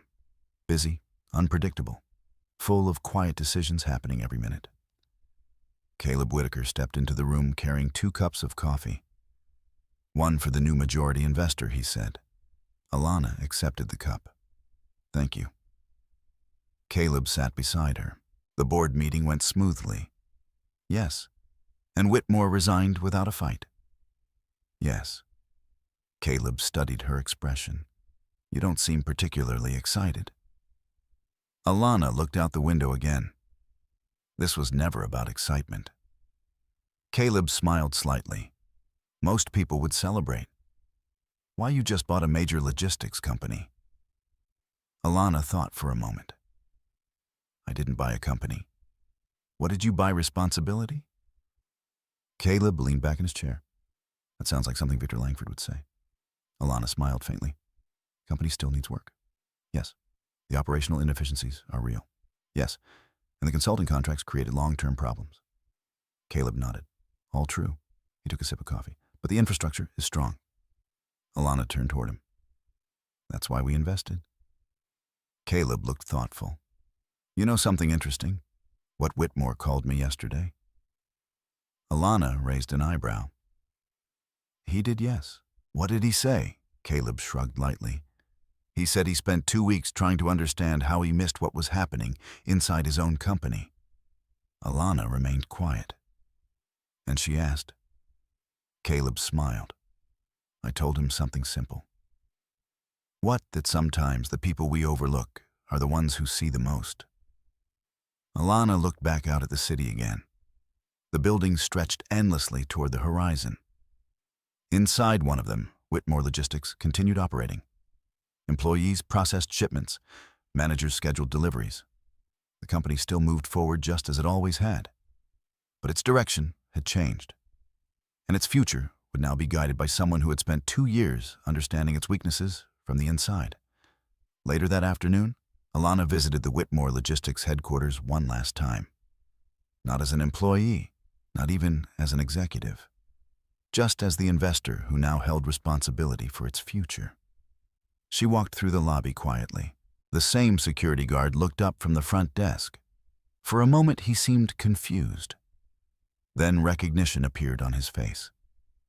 Miss Whitaker Alana nodded politely. Good afternoon. The guard hesitated. Congratulations. Thank you. She continued walking through the building. The operations floor looked exactly as it had during the 2 years she worked there. Desks filled with analysts, phones ringing, screens glowing with data. Julia Carter looked up from her desk and froze when she saw her. Alana smiled slightly. Hello, Julia. Julia stood immediately. I didn't realize you were coming back. Just visiting. Julia shook her head in disbelief. You own the company, Alana answered calmly. I'm one of the investors. Julia laughed softly. That's the most modest way anyone has ever said that. Several employees nearby were now watching the conversation.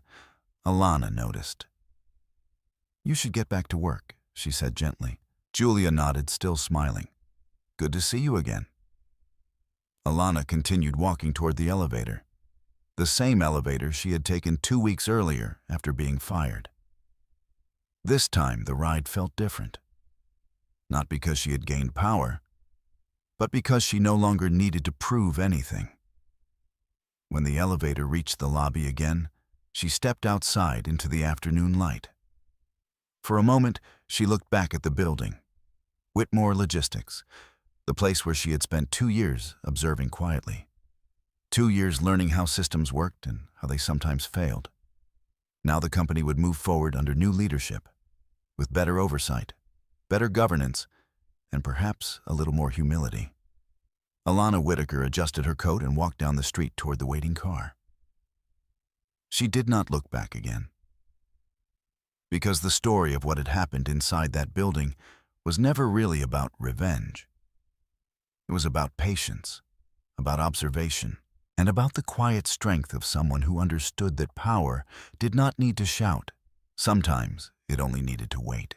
If you've stayed with this story until the end, you've probably noticed something interesting. The most powerful moments didn't come from shouting revenge or dramatic confrontations. They came from patience, from paying attention when others were too busy to notice what was happening around them. Alana Whitaker never argued with her boss when he humiliated her. She didn't try to prove him wrong in that moment. Instead, she allowed time, facts, and decisions to reveal the truth on their own. And sometimes that kind of quiet strength carries more weight than any argument ever could. Stories like this remind us that dignity is not something other people give us. It's something we choose to keep, even when the world around us is loud. If this story resonated with you, feel free to share your thoughts below. I always enjoy seeing where viewers are watching from and what time it is in your part of the world. And if you appreciate stories about resilience, justice, and the quiet ways people reclaim their power, you're always welcome to subscribe and join us for the next one. Thank you for spending this time here.